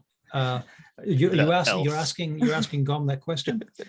Gom says, I would presume so. I will send her there as soon as she's ready. She's doing some other things at present, meeting with some people and so on. There are people here that have questions, and he leans in towards you, Astra. He says, and to be fair with you, she's being tested just to make sure she's on the up and up. I wouldn't want to send her with you if she wasn't sharp, straight shooting. Aye, that's wise. Aye. So when she arrives, you'll know that we've found her to be trustworthy. Don't worry. Our clerics have the powers of the zone of truth, which at a game happens to be a spell, zone of truth. So, all right, very good. So you guys head off to the tavern, I assume. Yep. Sounds like a plan. All right. Would anyone like to suggest a name for the tavern? How about The mushroom stew. the foam tankard inn? I was thinking along those lines myself, Taran. The foam Bone tankard. tankard. The foam tankard. Yeah, that sounds pretty good actually. All right. The bone Be the tankard. owner. Maybe that's where he got his name from. Oh, foam tankard, as in my Yeah. name. Right. Sorry, I Yes. thought you were saying bone tankard, like, bone. Oh, the bone tankard. That's pretty good as well. I thought that was pretty good. But foam tankard, But I'm on it. That sounds I think more that of would be a great. brothel than it does an actual tavern. Though. I Yeah, don't you're know if absolutely foam right. tankard is Now a you say brothel. it. They're both kind Now of you dodgy, say it. to It be sounds fair. like a brothel. Yeah. That's all right. But either of them are better than the one in Balkanad, aren't they? The clunge. The clums. That's terrible. You came up with it. I did. You came up with But it. you, yeah. you were like, you literally said to me, I want to go to the dodgiest, seediest, nastiest, most downright dodgy place in town. What's it called? And I'm like, Clunge.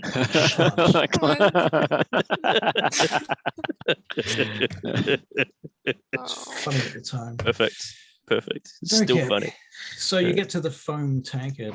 All right. Foam tankard in. All right. All right. You can't get to the foam tankard in, and some of you may know the bartender here. What do you reckon? I probably know him. All right. Yeah. Just in passing. You know I that his probably name brew for is- him. You probably do brew for him. In fact, did we decide that you and Torren We're both brewers. you're both brewers? Are you Yeah. cousins? Because you've got different last names, right? Yeah, different last names though. Right. Maybe we're rival families. Ooh. I kind of like rival families. Let's go with that. But we don't know Yeah. it, of course. Not yet. Yeah. No, yeah. Okay. All right. So does your family, Torren, you've only just got to the city, haven't you? So you don't know this bartender. Okay. So his name is Eeny, Meeny, Miny, Mo. Uern. Uernn. You don't know his last name at this point. There you go. It's in chat. You are in. Yep. All right. So Rana, he recognizes the foam tankard inn. Obviously, it's like his spiritual home, I suppose you'd say. Right. And Since so he's been he here. comes. Yeah, since I brewed the beer here, and I slapped Torren on the back, I said, "You're gonna try a real beer finally." Ha ha ha! And then we move in. Right. Oh, I don't know about that. I've had some pretty fine brews in my time. But none brewed by a Durthane. Durfing? What do you mean, Durfing? Ah, Inspiration for you, Taran. Anyone who spits on so their food is I walk in inspiration. anyway. I'm like, and I'm like, and I walk in ahead. All right. And Uran Yeah. looks up at you as you come in. And he nods. He's busy having a hushed conversation with this lady dwarf in the corner. And he says something to her, and then he goes off. Now, what can I get for you? You brought some friends I'll this have, time. That's nice, isn't it? Oh, hey, all right. I'll have one for me, One for and there's you. only the one. There's only the one. Only one for you. Yeah. How unusual. No. I mean, there's only the one beer because it's perfect. Only the one beer. Oh, I see. Oh, I see what you mean. Right. The one that you sold. One for me, and I'm buying one for this slovenly fella behind me, Torrin. Doesn't look too slovenly to me. this Look one at him. here. He's all dressed up in armor and fanciful looking. Aye, but terrible taste he has. Looks like of you'd be a paladin of Morden, wouldn't you? Boy, this definitely would be. And also, what kind of dribble do you sell here? What kind of beer have you got? Well, my friend, given your station, I think that the ale is on me for you. Oh, thank you. Very kind. Very kind. Or at least the first one. And it's dangerous to say the dwarf, yeah. Astra, I take it you're coming in as well. Yep. Is this anywhere else you'd like to go? We'll do. Okay. No, I'm following in behind Torin, making sure he's behaving himself. That's my job. Sounds fair. Fair enough. Okay.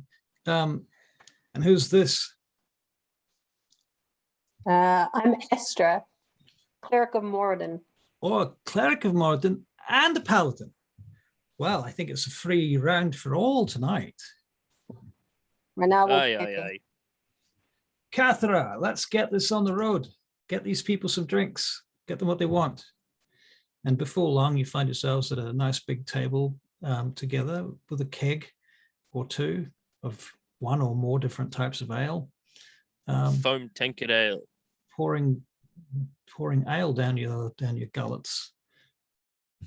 And Liv, are you there with them?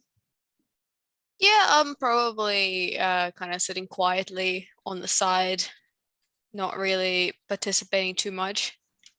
We having a quiet drink. Okay, fair enough. All right. And tell me, Charlie, when will you be ready to join the fray? Good. You good? Okay. Yeah, expect a really bad accent. Right. Well, Just at that expect moment, it. the Oh. door We've been opens. amazing so far with our accent. Right. We're all amazing. Mm. Can we make it like Ranar is getting into his stride?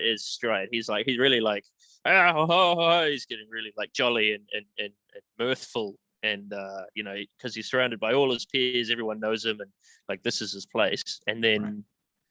So this Yeah. happy place. Yeah. Okay. So Charlie, tell us about this person that just walks in and Well, how they walk in and what they're wearing. well, she is obviously she's an elf. She has pale skin. She has pale hair. It's lots of wavy hair, and it's sort of pinned up at the back. She's got those like hair chopsticky things. Her eyes are going to be purpley violet because apparently that's a color I can have. It's been a while since I played D&D. She wears a lot of black and has quite a few necklaces of like animal parts. Like she's got one of like a crow's head, Wow. and it cool. yeah. So she's got kind of like a long coat as well. But yeah, it's all black. Is she carrying any weapons or staff or anything like that? Or No. is she wearing armor? Ooh, she should be wearing armor, shouldn't she?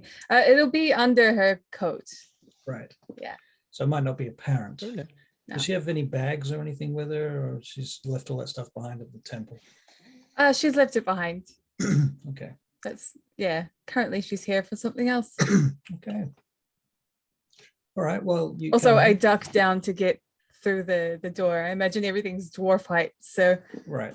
Well, I mean, the dwarves build grand. You know how like That's humans. true, they do. Humans like to We're have- compensating, remember? Exactly. Ah. So everything's kind of big, and Okay. that makes the city feel even more empty. Actually, so there's that. Right. Yeah. Well, in that case, I won't need to. Yeah, it turns out it's just the right height. Okay, so you come in. The bar is a bit lower, of course. So tall doors, short bars. Great. Yep, and low Okay. tables. Hmm. Oh, okay. Gonna be Yeah. like sitting at the children's table. Right, All right, I'm Ooh, gonna and go up. With really rude, rambunctious children. Can I get you something, madam? Are you an elf? Do I look like an elf to you? Yeah, you do look exactly it- like an elf. You've got pointy ears and everything. Well, yes, I am. What a Oh. shock! What a surprise! You know. It's Go quite, get me some alcohol, please. I can't tolerate all this like high energy. what kind of alcohol would you like? You're looking for mead or ale or some sort of spirit. You like to consult. Do you the perhaps spirit? have wine? Aye, Like wine, good yes. wine? Dwarven Good. wine is the best, of course, of course.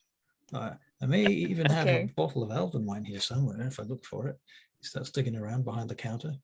I've got this stunk, and I've got this stunk, and there's some of that. And Phil, your camera's right in your crotch. I'm going to I just think start. I'm sorry going to about start picking that. up.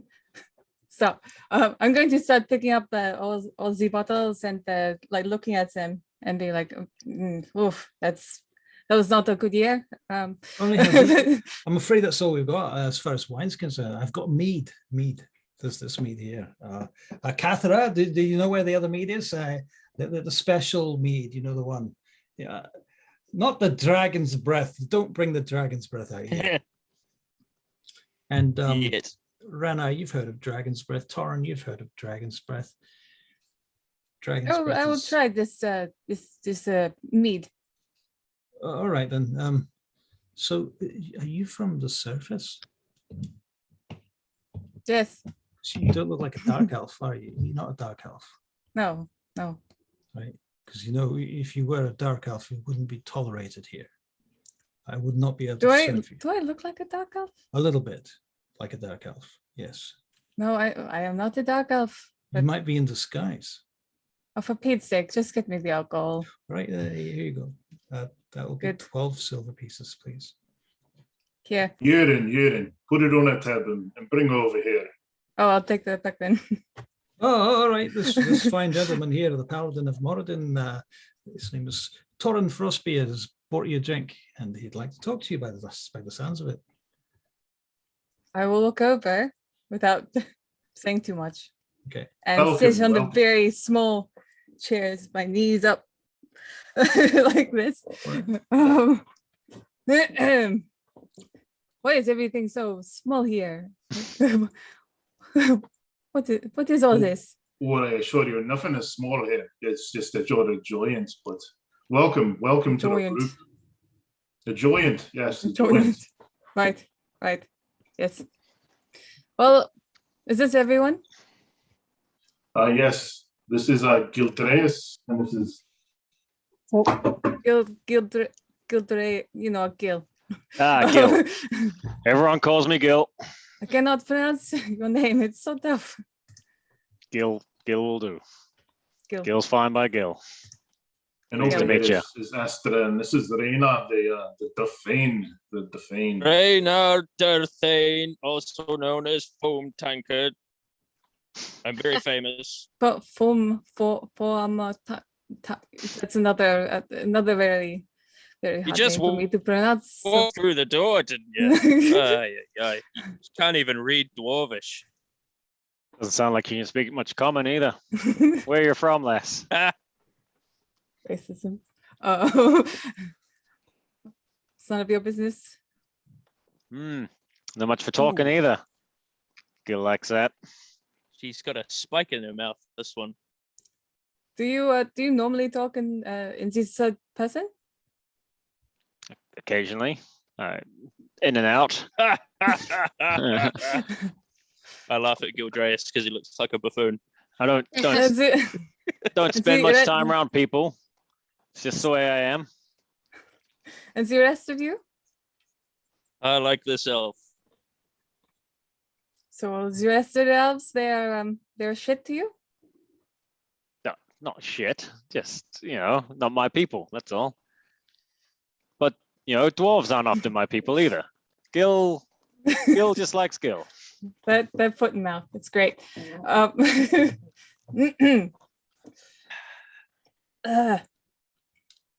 You're to come with us. Yes. That is why am I here?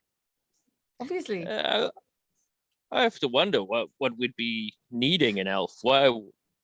Well, what brings you down from the service to help us, lowly, humble dwarves? It is also confidential. So just trust me. I will take you to where you need to go because I need to Trust get an there elf. too. Yeah, And I I am don't to know trust about you guys. trusting an elf, but how about you have a few more drinks? Have I need another to- drink. I want to know who you all are. Like I'm Rook. Rook? It's not an I'm elven Rook. name, is it? No. Hmm. It Suspicious. doesn't get any better. I put it down.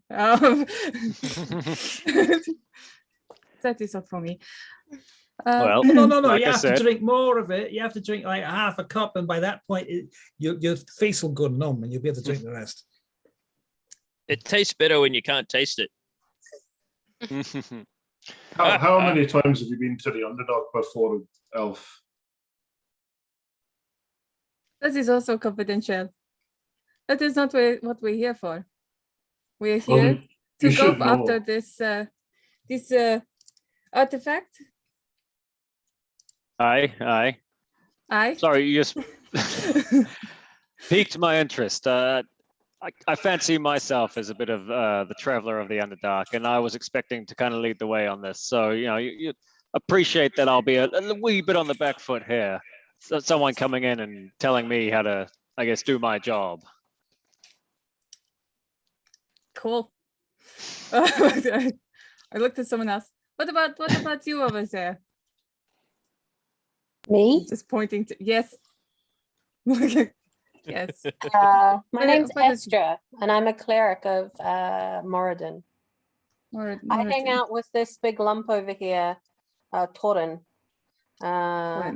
Yeah, I'm here to make sure he doesn't drink too much and get into bar fights. That's very good. I hope to not be getting into trouble because of this guy. Pointing Which to guy? Taran. Torin. Yeah, I mean, he's okay. He might be a bit rude though, because you're an elf. Sorry. I came here expecting racism, and racism is what I'm getting. What try and about be your you? friend. What about you? Quiet one over there? I'm pointing to Myself, Liv. Yeah. I am a performer, an artist, a visionary, and I am just here to inspire the group, but mostly to write my music. That's great. Hmm. Does this artist have a name? Liv, Liv. as they Okay. call me. I don't have a proper stage name yet, but eventually I'm working on a few things in the background. Okay. So weird. All right. So You could speak for yourself. Yeah, that's Mrs. true, I Purple suppose. Eyes. Purple eye, purple. Yeah, that word is also very hard for me to say. I'll just say it in Elvish instead. Right. Yeah. Fair You enough. did say, sorry, out of game. You did say your character has purple eyes, right? Yes. Yeah, okay. cool, yeah. Apparently, you can have purple eyes. So All right, cool. Sorry, just make sure I didn't get that wrong. You can even have blue skin if you want. Wow. Wait, is it for anyone? Well, Leith Mistralath has blue skin. Oh, does it? Oh, you've completely altered how I view him in my head. Yeah. Oh, yeah, blue Sorry about skin. that. Yep, Sure. yep, he does. Blue skin and white hair, I think. Anyway, really cool. All right. I'm So just those were the sitting- rocky introductions. I'm sitting back and watching you guys Okay. roleplay. So I have like a like non-descript look on my face. I'm not like smiling. I'm not frowning. I'm just nothing. And watching you guys. So, Gildreas, you probably have a map of some of the Underdark. All right, right, let's get to business, and I roll the map out. I reckon we go underneath the underlock, or under the lock, across the underlock. What do you guys think we should do? I'm happy with the cavern path that we talked about before. No? I We like go- this idea of the lock. There's water in the lock, right? Yes, there's water in the lock.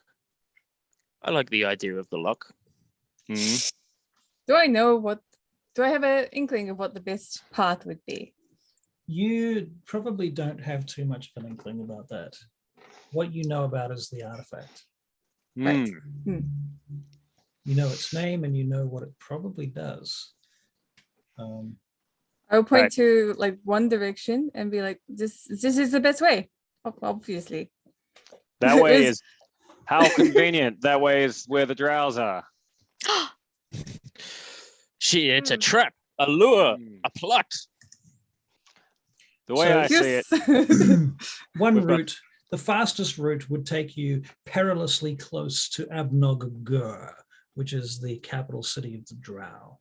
Another route would take you through Darrow territory and past the Dwagar. And yet the third route, which is longer, but possibly more, could be more safe. There's no named terrors on that route, which is through the Underlock. It's Are we aware of Abnog Gur? You've heard of Abnog Gur. It's kind of spoken of and whispered about. Just Nobody wants to believe that it exists. like just a timeout thing, like Yeah. being that my character's from down that part of, because that's the deep Underdark, right? Would I know about that at all, or Abnog Gur. You can make a history check, please. I think you can all make history checks on this, actually. Rook, yeah, you might as well. Why not? So I'll try and figure out how to Wait. do that. A 16. I got a 17. 17. How do you roll this again? right, You know, The number next to the stat, Yeah, hover over it and click the button. am I good to got a keep night. doing underdark good. things and with advantage? Yep. Yeah. 15,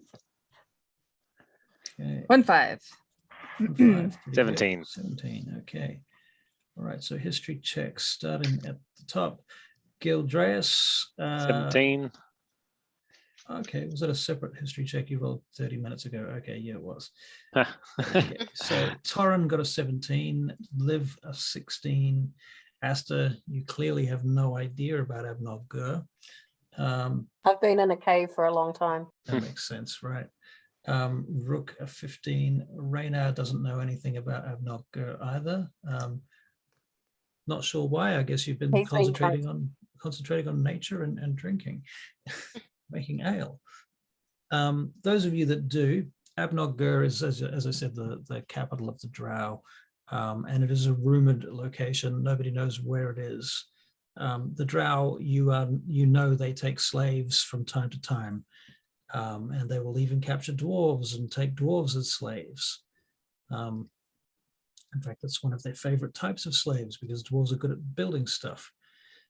And you know that they go on raids even to the surface, but they're definitely not above trying to raid dwarven cities and strongholds.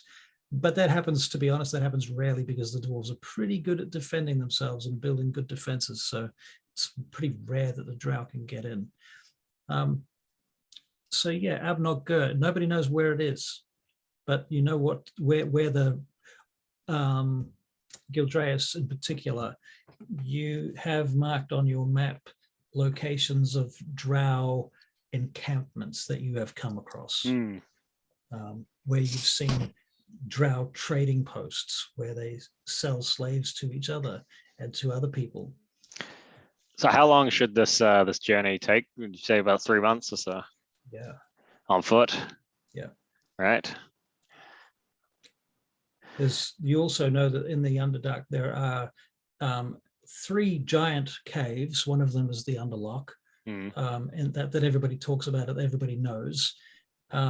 None of those caves is controlled by any particular individual or group because they're too big. These 3 Right. giant caverns, they're kind of like fighting grounds. Then there's 22 smaller caves that are well known, and there are 11 rivers that run through the Underdark. Okay. I see. Well, team, Mm. which way do you want to go? I'd say we go towards the drow. Why not? Well, I want to go under the personally, lock. I think I would go wherever you think, Gil. You're the expert and you know where we're going. So I think I'll leave my judgment to you. Madam That's Elf? wise. Sorry, what did you just say? Madam Elf. Oh, Which way would you like to That- go? that's racist. Oh, it gets me every It's time. going to be one of those games where everything's racist. Yeah. Dwarves. Okay. Well. Yeah. Hmm. Come on, Giant, where do you want to From- go? Let's go. From what I know about Zidro,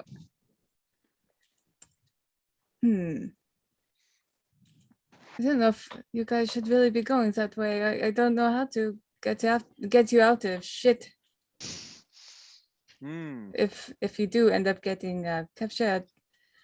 Come on, are you all afraid? Let's just do it. It's the simplest way, isn't it? All right. I'm gonna roll a D4 because I don't make D3. How about You can roll a D6, D6 obviously. and divide it in half. Yeah. Oh, that's a good way to do it. D3. Yeah. That's a much better way to do it. Mm. All right. Okay.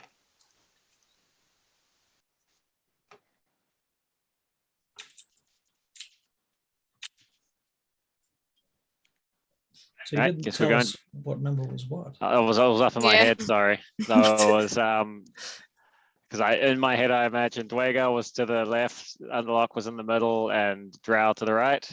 And so then it was 1 to 2 Dwager, 2 to 3 Underlock, and sorry, I know 3 to what you 4. mean. Yeah. Yeah. Anyway, so 6, which is the Drow. Okay. Ah. Correct. Right. Hmm. We're doing that then. I think Yep. that's the way nobody wanted to go except Liv Lodestone, right? I don't mind, but you guys are so against me being here. Why don't you vote on it, for good's sake? The name of Moradin. A Mm. little democracy would go a long way. Choosing a Is- direction based on a flip This- of a coin or a dice. This is Uran, Oh. the barkeep, who's Well, listening to by this f- conversation intently from behind the bar. by leaving it to chance, aren't we leaving it to Moradin? I don't think Moradin gambles like that. We just don't know him well enough.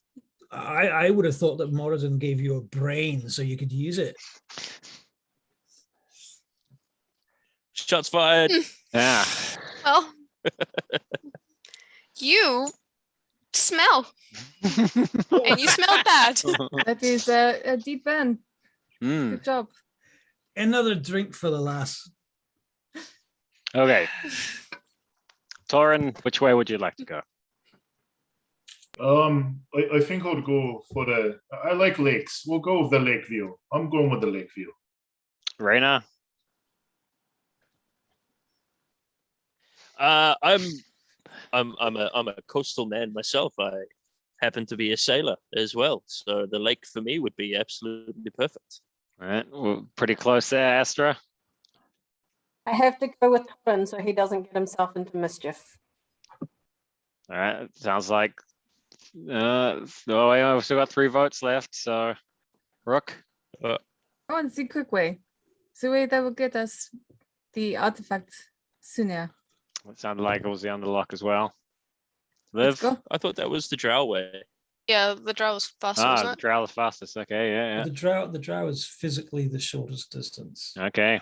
Liv? I'm worried Also for you the- guys, but I also The drow, I Oh, think we'll be okay, able to well. do it, right? We're all capable. Mm. I'd go with the drow as well. So it seems we're at loggerheads here. And that's why we flipped and we got the drow. All right. Let's have a game. Let's have a game to decide. there's someone What, behind what- you, Renar. Mm. Right, Bum Tankard, there's someone behind you. You're about to get murdered. There's someone behind you. You're going to die. Ah! This You okay, baby? Well, that was weird. Huh? is so weird. No, I'm dry. This is my work. So is everyone having Right, okay, I'll fun? Is come in. my first question. I'll come. Everyone's good. I think I'll sit on Sorry, my guys. character eventually, but yeah. You carry on. I'm going to be another 2 minutes. Yep. Okay, Oh, good. all Was right. that the girlfriend going, why are you sitting outside on your laptop right now? Like that's what I thought that was. Sounded Yeah, like it, didn't it? I It think that's did what look it a lot was. Like that. Yeah. I think it may have started raining again. I did make the excuses earlier on tonight that yes, I would be sitting outside with my Yeah. laptop. Right. Ah. Fair enough. You don't, Aw. he's going to freeze to death, isn't he?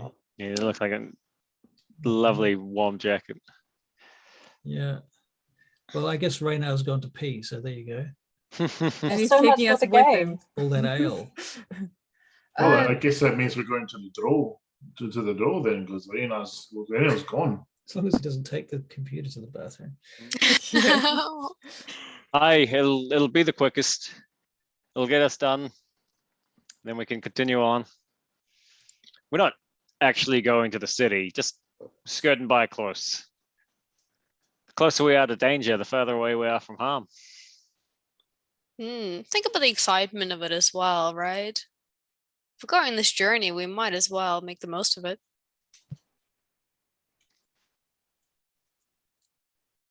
I have no opinion. There is a long silence. we're there to get the item, and then What we do with it what item we will. are we going to go get? It is. Am I allowed to say what it is? Like, surely everyone knows what this item is. They haven't been told, but that's up to you Yeah. whether or not you're allowed to say it. So Yeah. you've got your Up brief. to me. We're not going for an item. We're going to get the dwarves. Oh yeah. I've been told we're going to get an item. So You need Sounds to- like You need someone to was read your lied to. brief more carefully, I think. No, I've had like 2 seconds to figure out my character. I'm going to um, double check that I didn't write it badly. And It says right here on number 3.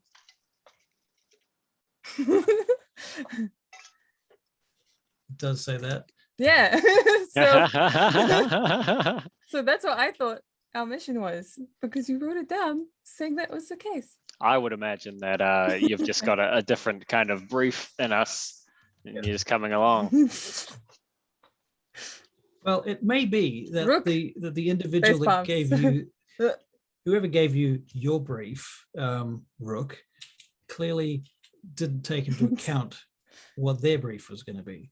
So maybe there is just a miscommunication, which could add some flavor to the story. All right. Well. I added in a word. Okay. This is where it helps. It might help. The word is Okay. will. See, let's change the entire sentence. All right. Well, apparently I was Right. told something else too. Apparently, what a pain in the ass. So, Vrook, What do you is want it? to tell We us get this about sorted- this? Do you want to tell us about this artifact that you're talking about here? Sure, I honestly thought that someone would have told you by now. I can't believe it. Oh, crazy. All right. So it is called the Gate Achse. Sorry, that word is very hard for me to say. Achse.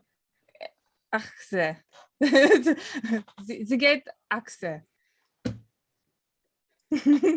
Was that axe? Were you trying to say axe Axe. there? You chop wood and you chop down forests and stuff like that. Achse. Achse. Axe. Gate axe. Exactly. That's what Gate I axe. said. That's what I said. Of course. Oh. What would we know of the gate axe? Will this ring any bells for anyone? Make a history check. All of us? Yeah, it's going to be very difficult though. Yeah. Three. You're going to need like a 17 or something. To Ooh. get Ooh, flaccid anything 20. like this. Oh, fuck off. Oh, I'm- Oh classic 20. yeah. Expert on Okay. axes. You've heard a lot of That's okay. stories. Being a bard, you've heard a lot of stories.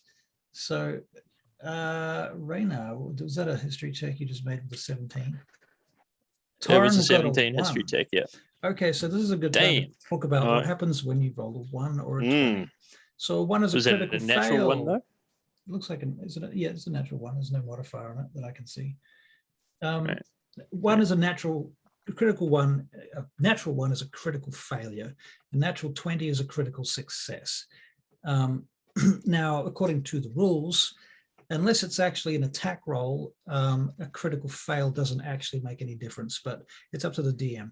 And in this case, if it's not going to affect the story too badly and it's not going to be too detrimental to you and it's going to add some flavor, a natural 1 may have some knock-on consequences beyond simply just not knowing what it is. You might think it's something that it's not. And to give you some agency in that respect, I would like you to come up with what it is that you think it is, rather than me tell you, you think that it's bloody blah and yada yada. On the other hand, Liv, was that a natural 20? No, it's flaccid. It's a flaccid. How come it doesn't give me the Flaccid. bonuses there? I don't know. It's 18 plus 2. Oh wait, if I click on it, it opens it up, Oh. and it does tell me the bonuses. Okay. Hey, winning. Okay, cool. Okay, so Liv, and so does Raynar, that the gate axe is an ancient artifact that has been lost to the dwarves about 400 years ago during the last Hagra. There was a lot of chaos going on when the dwarves were migrating out of the city that they left to come here. Mostly, a lot of them came here, not all of them. They split up to go to the other remaining cities. But there was a lot of chaos, and the gate axe was lost during that period, and there was some confusion about that. And that must have been, you realize, you managed to figure out right at this moment, that's what Gom was talking about when you were at the temple. That's what the argument was between him and the cleric of the other city. So what is this thing you guys were talking about? The gate axe. Everyone knows the story about the gate axe. Not that. The Not gate- that. the gate- No, No. See, like finding your kind. Wait, but what's this? What's this about? Isn't that what? Our people. Right. As Our in missing or? Yeah, group of clerics camped out There was an there argument. 400 years You or don't so. need to worry about it. I think part of the problem here is that I was assuming that Charlie had listened into the first Mm. half of the story, and she was busy making her character, which is totally fair enough. So Charlie, what you would know that they are being sent to collect a bunch of clerics who refused to come back to the city because they are in shame for having lost the gate axe.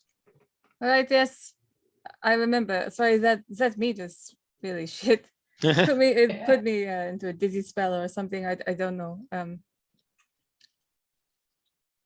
All right.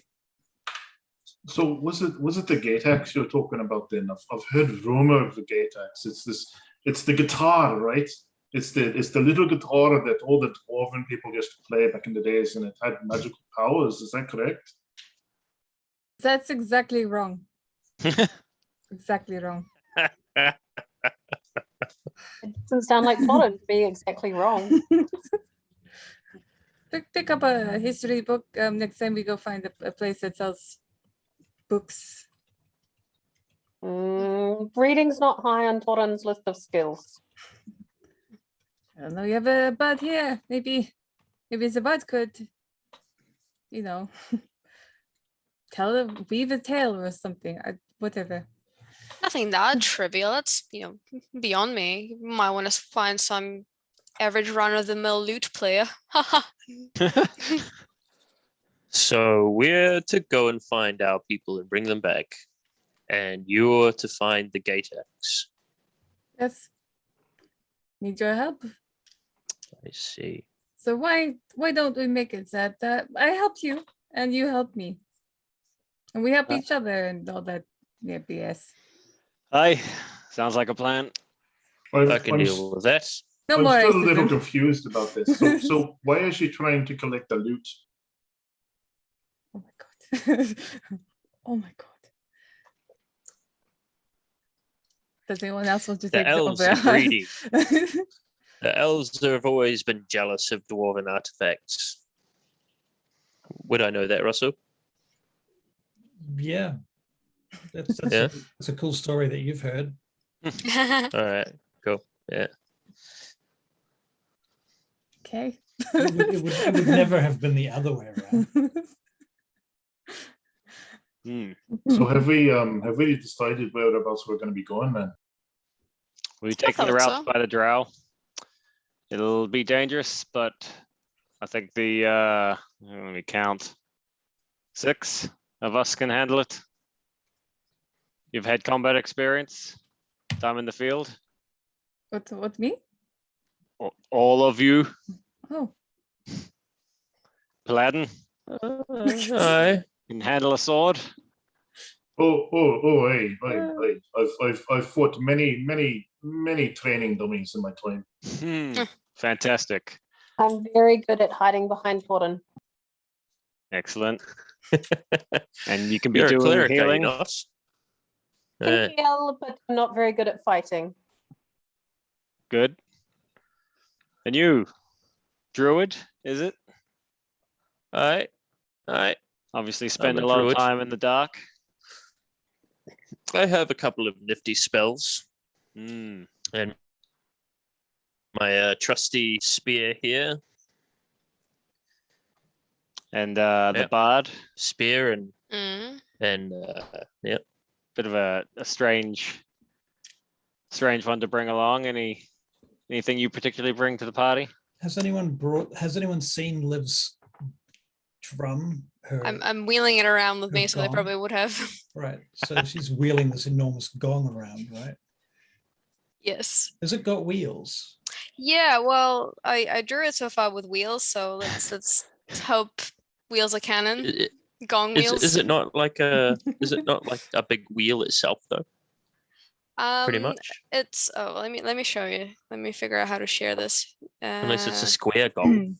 You can hold it up to the camera. My tablet. All right. I'll Oh, again. did you draw it?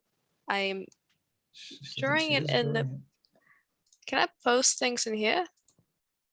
Yeah. No, I'll post in the Discord. Oh wait, I'm not on a Discord. Emo. Can you not post it in chat? In this one, I don't think I can I? Yeah, you can. There's a post it paste. in. There's a paste button. Oh, your computer, yeah. Um.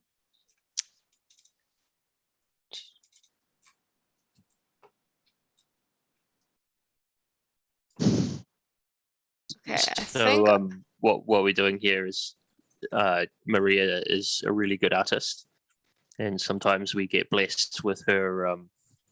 She makes drawings of us or of scenes that we do. Yeah, she works on them through the week. Sometimes she's even drawing them while we're playing. Most of the time. Oh, that's cool. Cool. So that's Yeah, that's super her cool. wheelie gong. So it's in the chat. Yes, I didn't know you could actually I think post. you got to download it, but Yeah, double Once click it. you've downloaded it, you can open it Yeah, that's fine. through the chat. I like that you Yeah. gave it like big Oh, off-road wheels. I haven't seen it yet. Okay, no, I'll that's wait. cool. That is cool. Wow. Okay. Yep, go. Yeah, I thought it was Where bigger did than it that, go? to be honest. I was trying to make it bigger, but then it means the frame is really wide, and then I feel like I can't get away with that. This is probably the biggest I can get away with. Yeah, I think gotcha. for going adventuring, it's pretty I quite like- serious. Yeah. I mean, the only other thing I Take can think of is you could platforms, literally you could have some sort of apparatus where it hangs over the back of a donkey or something. I just imagine her constantly like bringing it everywhere with her. Right. So that's why I thought Yeah. wheels is probably the best way of doing it. It's a war gong, isn't it? Yep. Right. And If she's it got were- like a bigger Excellent. If it mallet were me, thing. I would add like shelving and stuff like that because like I like IKEA. yeah, give me an IKEA version. Holding stuff that you Oh, like if Right. you can maybe have like a coat hanger or something. it probably does. No, serve I as a like coat I like hanger. I like the idea of Tricky like having to push this. I mean, sorry, Liv, having to push this little thing around. You know, like a grandma for in a her tea art. tray. Yeah, sort of. yeah. Yeah. And it's sacred too. It's like an heirloom, I would expect. Right. Yeah. So it's probably not pretty built for cool. comfort. It's probably not built for being moved around much at all. To be honest, it's probably Not built for off-road staying in one rated. place. Wait a minute. It's a war gong. Mm. You take it to Oh, war. yeah. True. It's for Yeah. battle. Okay. Fair enough. So it's Yeah. a certain amount of practicality, but at the same time, it's still a Okay. fucking war gong. But the fact of the matter is, if you can afford to have a war gong, you can afford to have people carrying it around. Mm. So Ah. Maybe eventually, eh? back in the old days, probably you're supposed to have like 2 or 4 attendants or something who carried it around for you while you come along and hit the damn thing. Yeah. Bring me my work gong, tenants. Right, exactly. You need like 4 squires, and then you get in your palanquin and ride home again afterwards. If you had like noble And Russell and his noble palanquins, knights, man. Palanquins everywhere. Yeah. then Palanquins you would are have awesome. those people to bring them around with you. Yeah. I would have a palanquin. I would totally have. A Yeah, I'll palanquin. bet. You And talk I would- about them a lot. I'd have a racing palanquin with stripes. So did you guys like mention that you were like listening to like war gong music or something like that to get the character together? What did that actually sound like? Like This is pretty cool. It's just like real like low ambient sort of what's the best way of describing it?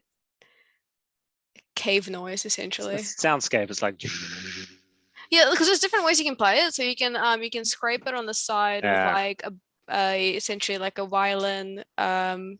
oh yeah. Yeah, or you can just keep hitting it, or you can do the thing where you hold it and you like reverberate it and it does the really like low hum. So there's a lot of things you can do with a war gong. Wow, that's pretty cool. That All is right. pretty Link cool. it in chat. I'll give it a listen. Some Spotify stuff or whatever. I don't know. Yeah. There actually is. Yeah, there might be like a I'm gonna look it up now. Actually, Yeah. the cool thing is I was thinking about this today. We could make a Spotify playlist Oh, that we cute. can share with each other, and we can all add to it. Mm. And then we can all be listening to Ooh. it during the game, and it doesn't have to be recorded on the soundtrack, so there's no problems Right. with copyright. Blaring into everyone's ears as Yeah, as exactly. Phil did last week. Right. And Oh you'll yeah, get- sorry. You'll have control of the No, volume not for really, sorry. yourself, so you can turn it up and down. Yeah, James also does this. James does music as well for the game. Sometimes he's done a bunch Who's of, James? Hand up. Okay, sweet. there's 2 James. Oh, both Jameses Oh, actually. shit. Yeah, there's 2 Jameses. Yeah. I'm Charlie. Sully, we haven't even introduced ourselves to each other. Yeah. properly, have we? It's a good time to do that. So yeah, we've got James and we have Phil. Phil, give us a wave. Then we have Kat. Is that right? And then we have another James. And then we have Maria. And me, Charlie. And then we have Charlie. And Charlie. Yep. And I'm not really that important. We need to Yeah. And then just some dude. You can call me God. Yeah. Yeah. Okay. All right. All right. So you've kind of decided you want to take the Abnog Gur route. Is that right? Seems like Did the we? fastest way. I worry about you guys, but okay. Yeah, we did. You went away to the toilet. Your vote got taken away. Yeah. Therefore, now Yeah. we all got outvoted. Wah, Wah, wah, wah, wah. Oh, in Play- game I was play 'em probably out. distracted by Play him out, Liv. some ale. Yeah. Boom.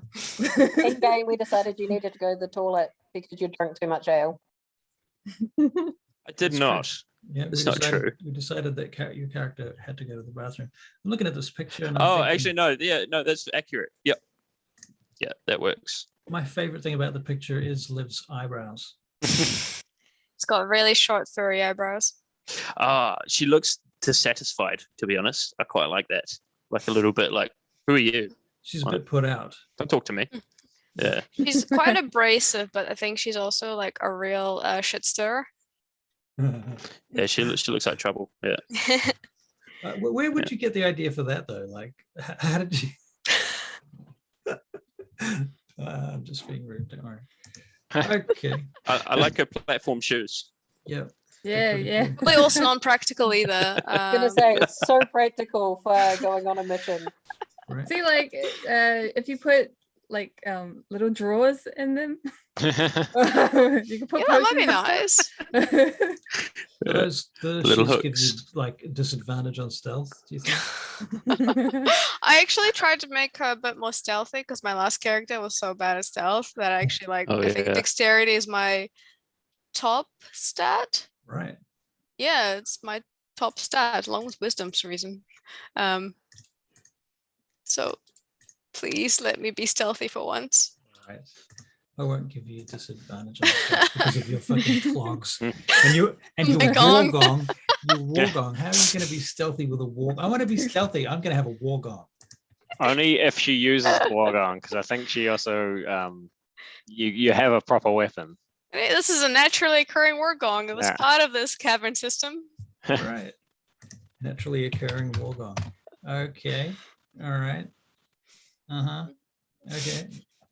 So you spend some time looking at the map and you're getting drunk and you're talking to each other and the game is in your hands. All right. How many, So how many of you guys have beards? Just out of curiosity. I think I got mutton chops. pretty sure Renar's got one. And no goatee, so that's why he's called the Black Chin, because he's always covered in coal and soot. So like that part of it is just like blackened. Right. Yeah. Okay. What about Torin? Cool. Does Torin have a beard? Yeah, I've definitely got a beard. I'm a typical red-headed dwarf with as much hair as possible, basically. Nice. I'm curious. It's like Charlie in real life.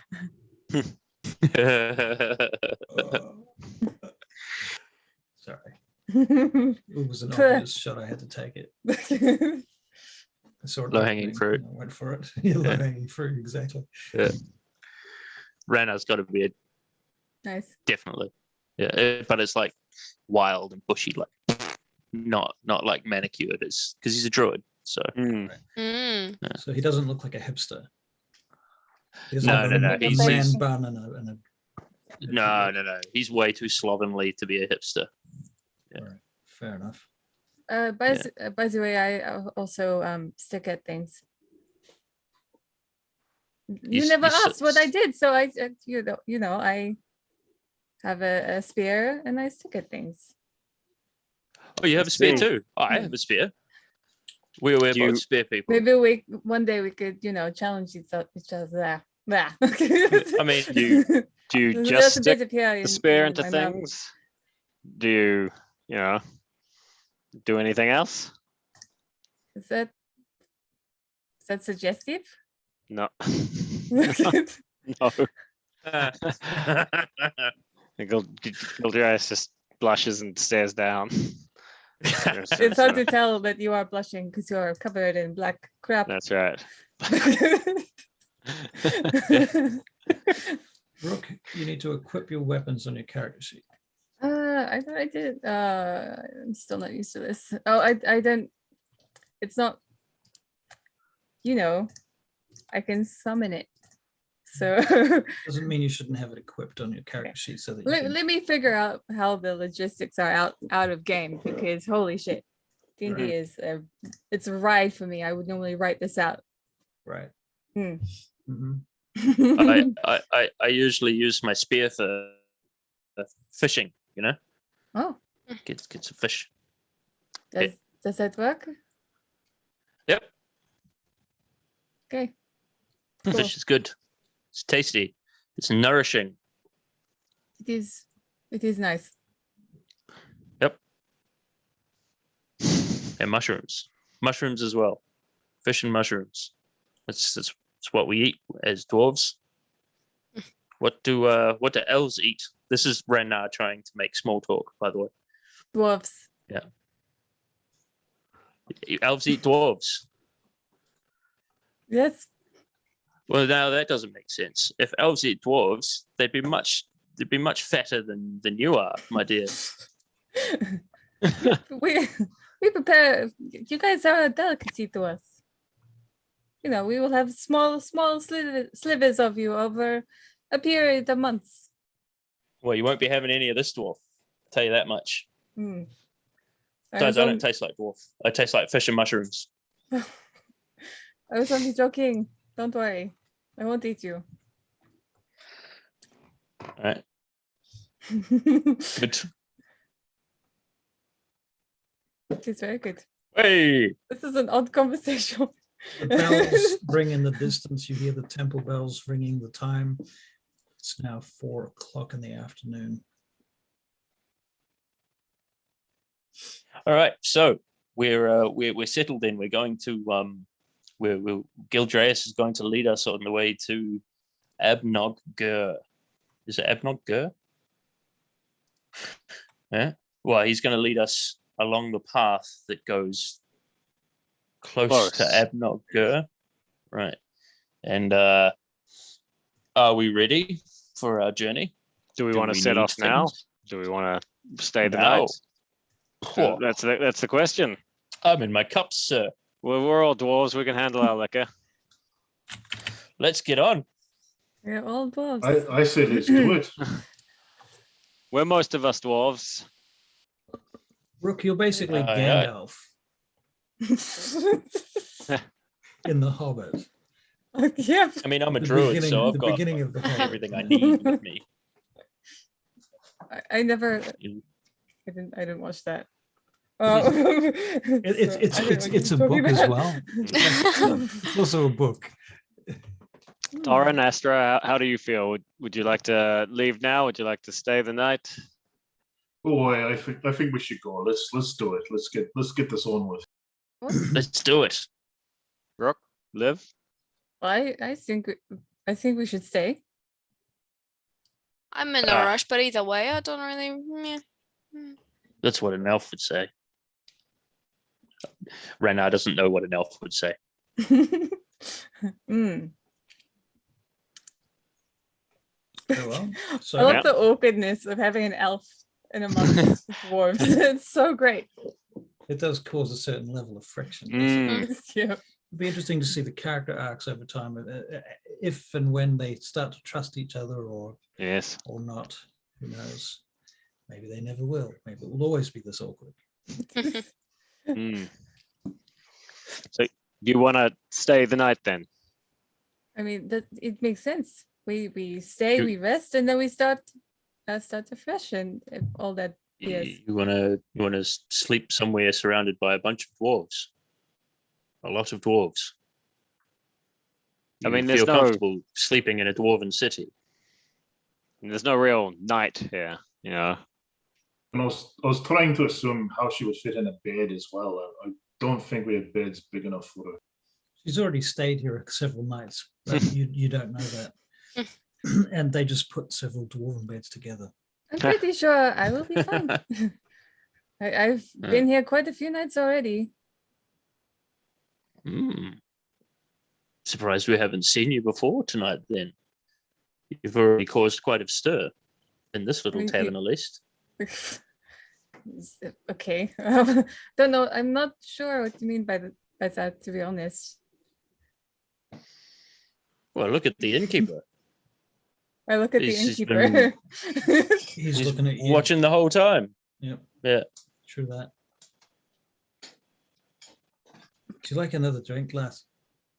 Is that all you have? Or is that, Well, do you want the real stuff?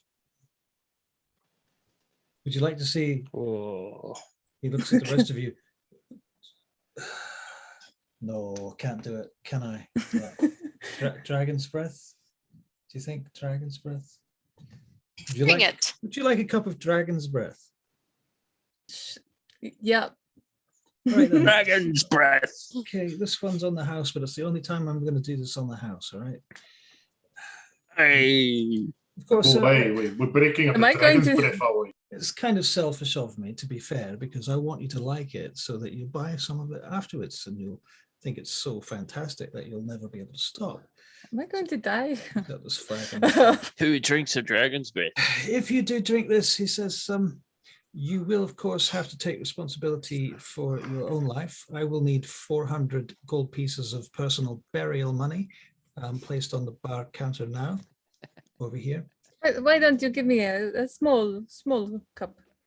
Small. Of course, this is a small cup. Oh my. Oh, Slides this small cup across the table to you, and you can smell the alcohol coming off it. You were able to smell it the minute the lid was open. I'm going to Singes the nostrils. It's some kind of very powerful spirit. dip my tiny finger in it.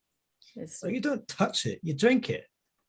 It's gonna do that anyway. Ignore what he says. It's Does Rena have some? Does Reyna have some? Does Reyna want some? No, I mean, like, does he bring it out for the table or just for Rook the elf? just for Rook. Right. Okay. Yeah. Fair enough. You can buy some. Yeah. No, I understand. This is precious diesel engine fuel. So he's poured out the small cup and he slides it across to you. There you go. All right. It tastes like very strong alcohol. It's a little bit aniseedy and a little bit burn your mouth offy. Excellent. I'm going to just Chartreuse. Gonna shoot it. Mm. Okay, you're gonna make probably a should be shooting this. constitution check, please. Okay. No. Saving throw. Constitution saving. Oh, that. Oh, sorry. Well, then, no, that was right. No, that wasn't. That was a con save. I don't know how to. Okay, sweet. It says con save. I'm so used to doing this with Rook. pencil and paper. So, I'm out. You are unconscious. At first, I'm like pretending like it doesn't do anything for me, and then I Yeah. just. Ooh.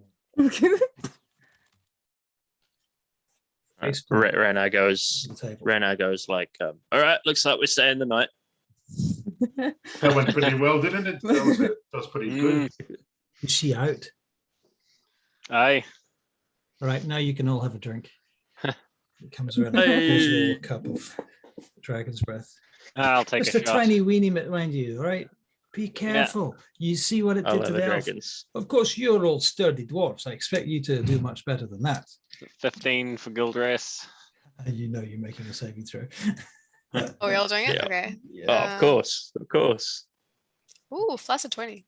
Oh, 14. Hey, Live 20, yeah. 14 though.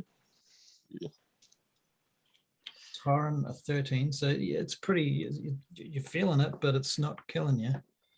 And Astra, do you? Yes. 20.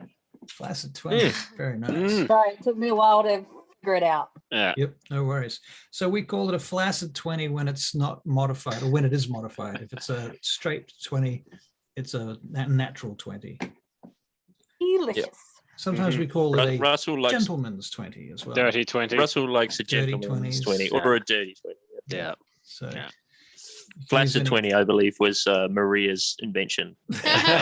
We stick by it. We stick by That's it. true. Yeah, Great. Yeah. Cool bananas. All right. So you all managed to survive. What are you guys going to do with the unconscious elf at the table? Well, we better tuck her away somewhere where she's not going to come to any harm in a dwarven bar. Right. Those dwarves, I tell you. Yeah. You So, know, you yeah. can get around it. Ask the barkeep for a room, and shall we put Rook up on the bed? Several beds put together. Yeah. He, Do we get charged per bed for did you say the you elf? want a room here? Aye. Our rooms are closed, so We used to have rooms, but yeah. we've closed them down. We don't have any business. There's no business for rooms. Do we not have You have to take us somewhere else. Do we not have a barracks or some sort of a community hall even? Where is she staying? Did she say? Did at she the say temple. where she was staying? The temple. We can We take her better back take to her the to the temple. temple then. You guys I'm are sure we've staying at got the rooms temple. there. How are We're you gonna staying at move the her? temple. How are you going to move her? Yeah. Mm. We'll Wheelbarrow. pick her up. All right. We're dwarves, pretty strong. I'm sure the five of us could pick it up. All right. Not the one with the gong. She can't carry anything. I'll take the feet. That's a good idea. We could just put her on the gong, right? And just kind of, Cart her use it on. like a Drape stretcher her or over the something. No, you can't do that to the gong. It's I polish it for hours a day, and having a dirty elf All draped over it. My All goodness. right, Liv. All right. It's okay. We Liz. won't put her on God. Okay. Oh, Yeah. let's just carry her. Let's All right. yeah. So Let's who's doing the let's. carrying I'll grab one shoulder. Yeah, I'll grab grab one another shoulder, shoulder. and I've got a Torin toe. can help me with the other.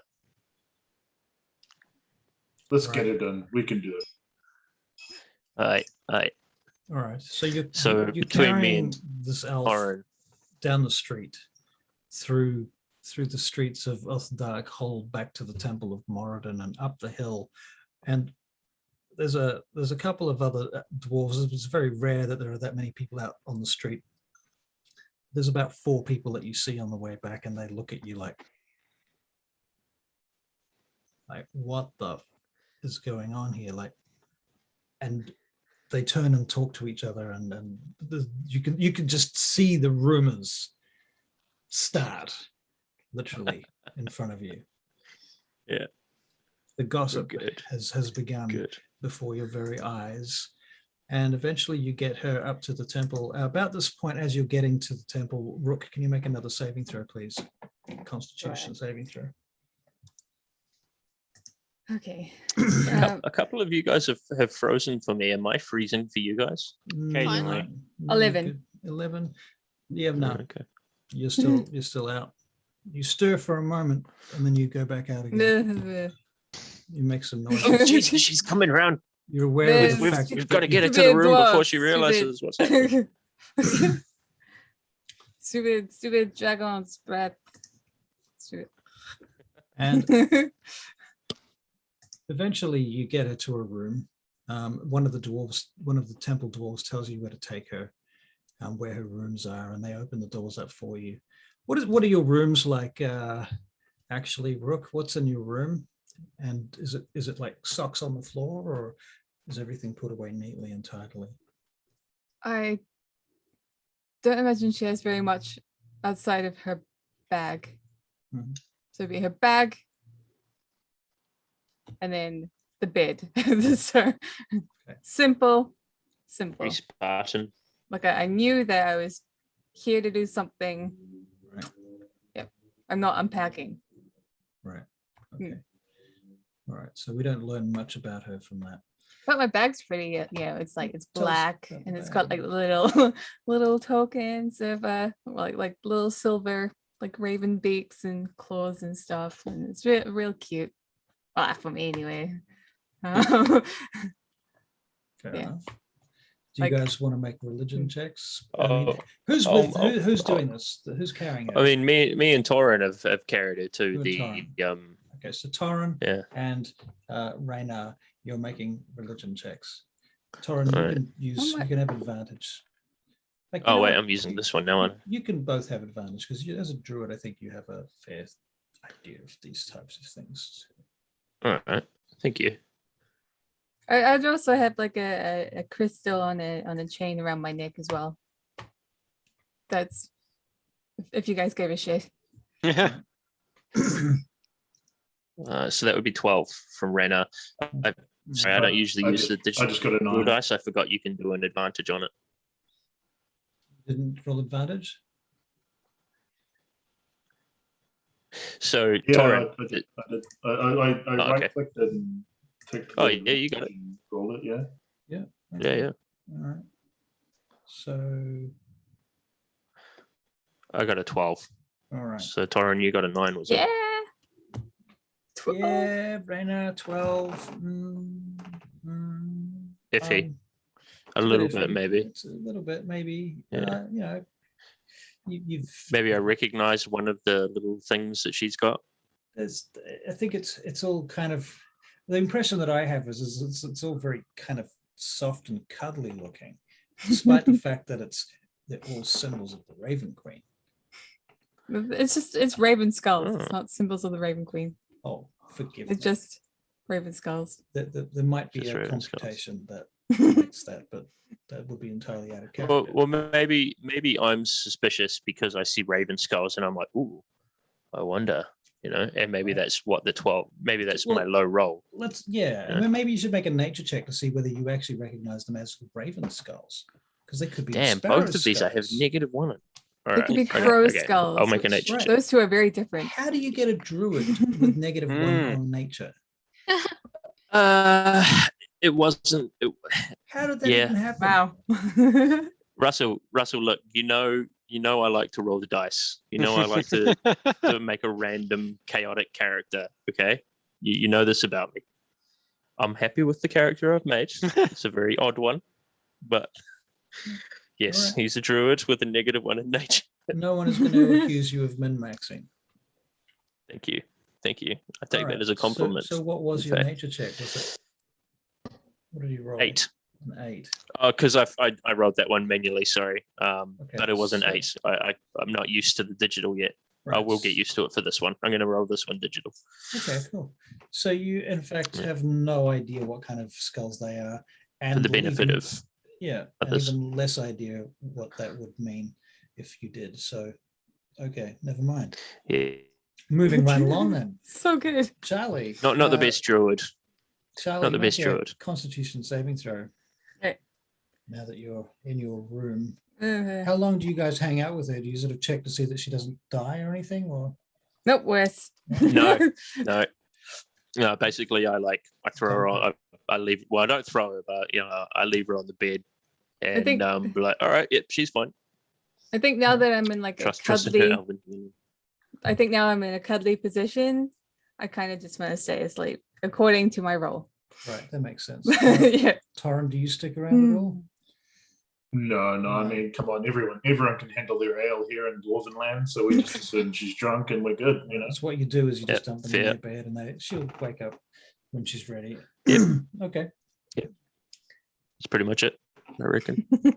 That's Just- what dwarves would do, Just know this, it's not okay. It's true. It's Yeah. not okay. Anyway, Do what? I don't know, but I'm Okay. sure, I'm sure it's not okay, whatever it was. Anyway, I think the opposite, Russell. I think if we were to stick around, it'd be creepy, that is Yeah, also I mean, lingering equally- around From her a- room from a after dwarven she's passed perspective, out, probably not something you Yeah, do. yeah. you know? equally not okay. Yeah. I Thanks for reckon. leaving. Yeah, see, yeah, exactly. Thank I reckon. Go there, check she's breathing, maybe. Yeah. And then off Put we her go. in the recovery position. This is the question. Right. Oh, good And- point. Is the recovery position not Neither an of us are unknown clerics, though. factor? You'd have to you could make a medicine check. Anyway, she's all right. You leave her alone. Okay, you're gonna sleep it off. All right. Hmm. Okay, what do you guys do after that? I'm pretty puffed actually after, because you said we had to bring her up a hill. Right. It's quite a big Yeah, hill. so I'm pretty puffed. Yeah, Mhm. I'm pretty puffed. I'm probably going to call it a night as well. If we've got a thing to do in the morning, I'm going to go down to. Is there water around? Water, like a well or like a river? No, like a little pond or a, Fountain. I don't know, Yeah, some there's like a big pond in the middle fountain. of Maybe? there is a fountain, but the fountain has no it's not running. Yeah. Somebody's Oh, blocked it pond off is or pond is something. better for me anyway.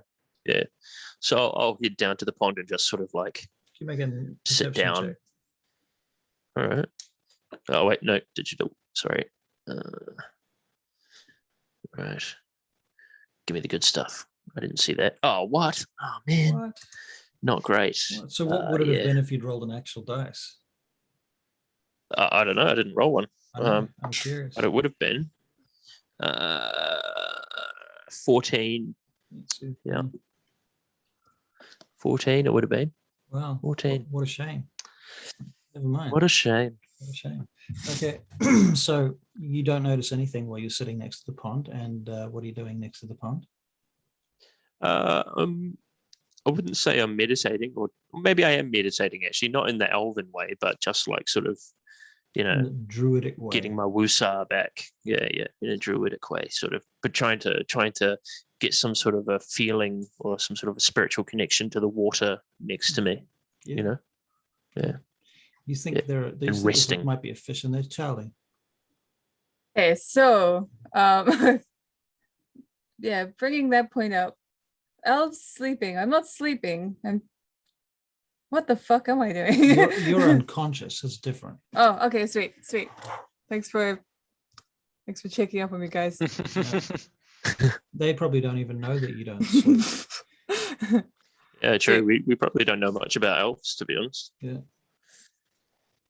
True Wait. that. Move along. Yeah. Moving right along. Yeah. So, Gildreas, what are you doing?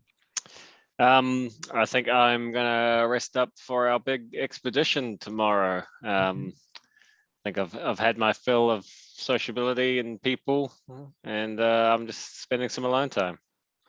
Right. And I also just had to Google what the fuck Wusa was. And what was it? It's thanks to the popular reach of Bad Boys 2, Wusa has become the used as the actual form of soothing South talk. Or Okay. so there we go. Alrighty then.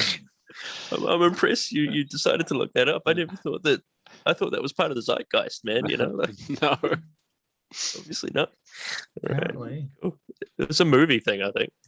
Yeah. Right. Yeah. Okie dokie. Well, as you're preparing for bed, Torrin and Astra, you notice Gom Wolfenskane wandering around outside your rooms, and you hear his staff clicking on the concrete, on the stone cobblestones outside, and he's mumbling away to somebody there. You're just preparing for bed. You could continue to do what you're doing. Well, I guess I don't even know him yet, do I? So. Yeah, you do. He's spoken to you. He's the guy that was doing all the talking earlier at the very first meeting tonight.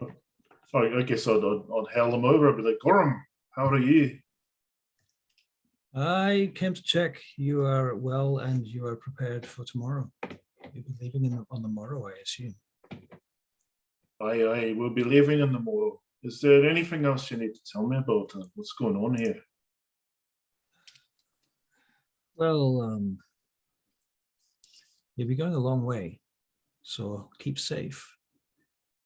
Be careful where you go. Have you decided upon a route? We're going to be going past the Abnongur, the dwarven, the abandoned city. Abnoggur? That's not abandoned. It's not even proven to exist. Oh, I don't really know much about the area. Is there anything you can tell me about it? Well, I'll tell you what I know about Abnoggur. Abnoggur is spoken of in hushed whispers. It is a place feared by all that live in the Underdark, for it is the inhabitants there are the Drow, the worshippers of Lolth, the Spider Queen. Have you The heard of her? Spider Queen, I've never heard of her before. Well, now you should become acquainted with her, because if you're going that way, you may well encounter her followers. And Abnoggur is rumored to be the capital of these vile creatures. And are they the ones that take slaves or something along those lines? From what I've heard? They are one of the peoples that do such, yes. Them and the Dwagar are both. The Dwagar are the Ashen dwarves, like you, but Ashen. They also take slaves, but the drow, the dark elves, they call themselves. They're the worshippers of Lolth, the Spider Queen. She's a demon. They say she comes from the demon web pits. Her people are matriarchal and truly to be feared. Well, I don't know if we've chosen the right path, but Gil recommends this path, so we're definitely going to be taking it. And what's this I hear about a loot that the rook, the elf is looking for? A loot? Oi, the axe or something, the loot. The axe. Please ignore his accent. You can't hear it. He's saying the loot. Can you hear the axe? I heard what he said.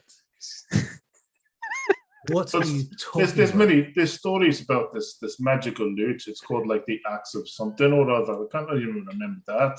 But I remember stories when I was drunk once that someone was telling me. Did you say gate axe?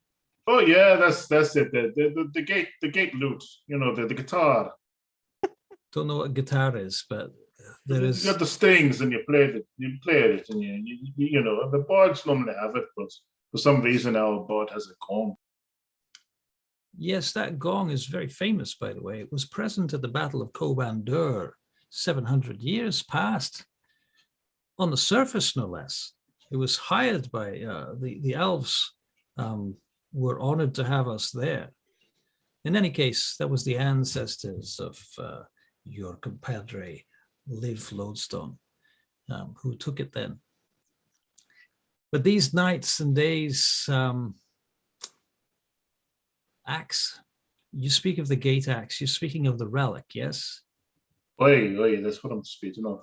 Aye, that was the relic that was lost at the time of the Hagra, the mass exodus, the time of anarchy, when we left the city of Kinhold. It was some time back. It is an axe, not a loot. I don't know why you think it's a loot. Oh, so, yeah, I just assumed that was what it was. It was, you know, the axe, the loot. It's the same thing, isn't it? No, it's not the same thing. You're right. Oh, maybe just a little bit too much of the old wine there. That could be it. What's that? Out of game, Russell. Sorry. Yeah. Torin, do you have inspiration already? Were you given inspiration already? I don't think so. But definitely, no one told me what the X was. So I'm giving you inspiration. I thought he That's had friggin' inspiration. hilarious. I think I did actually, but that's okay. Yeah. You can give it to him. Aw. Yeah, I want to give him my inspiration. That was excellent. That whole session of him of you, Torin, misinterpreting exactly the whole gate axe as a guitar. It's brilliant. I really enjoyed that. So you can have my inspiration, buddy. There you go. So you can roll advantage anytime you choose on your next roll or a roll of your choice. No, it's definitely an axe. It's an axe, like a proper axe. It's a double-headed axe, impractical as that might be, but it's said to open gates. That's why it's called a gate axe. It's not just a gate axe, it's the gate axe. Axe for what? What's a battle axe? And why are we getting this now? And why have we got an elf that's in charge of this as well? You never mind about that. Look, you're there to collect our people. The axe is not that important to us. It would be nice if you could return it. All right, I would like that. In fact, to be honest with you, if you could bring back the axe, I'll triple your pay. Oh, hey, okay. That sounds like a good deal. Then I'll definitely we'll make sure we bring back your loot. No worries. It's not a fucking loot, right? It's an axe. You say potato, I say potato. It's the same thing. It's good. I'll bring it back to you. Don't worry about it. All right, look, come here. I'm going to show you something. Come here, come here, come here. Follow me. Come on. Okay, let's go. Right, takes you through the temple. He takes you out to the back into his own private study. He says, all right, now see this book here? Puts this huge tome on the table in front of you. He starts flipping through it. This is a picture of the gate axe. You see that? It's a fucking axe. Oh, you'd be really bad to like try and play with that. That's for sure. Absolutely would be very bad to play with that. You wouldn't want to play with that. You'll cut yourself probably. This is for smashing skulls and other objects. Oh, it's an axe. Oh, okay. I got you now. Are we straight now? Because I wouldn't want you to come back with the wrong thing, would I? If I'm going to pay you 350 fucking gold pieces, I'd expect you to bring back the correct object. If you brought back that's a 400 gold, by the way. But yeah, don't worry about it. I'll bring back an axe and I'll bring back a loot if I find one as well. Well, you can keep the loot for free. I want an axe that looks like this. This is the gate axe. Oh, Now, righto. Your friend the elf, she is apparently knows things about how to activate this axe and its magical properties. So you put it in her care, all right? Boy, not to worry. I'll take care of it all. I'll look after the elf and make sure that she gets this axe. Right. Well, she's to bring it back here and teach us its properties. But she will need some time to unlock it, I assume. That's what she's explained to us. Boy, okay. I'll take care of that for you. Don't worry. No problem. Very well. So I'm glad we've got that cleared up then. Not to worry. Just 400 gold. That's what we talked about. Yeah, yes, brilliant. I'll write that down in my ledger here. He writes it down. 400 gold. All right. All right. Now you probably should get some rest. Okay. Thank you very much. I really appreciate your time. I'll take care of that for Right. you. Very well. So good luck. Blessings of Moradin be with you. He Yes. casts Blessed bless be. on you. Yeah. Blessed be. And off you go back to your room. Charlie, did you have a question or a thing? I saw you waving your hands around.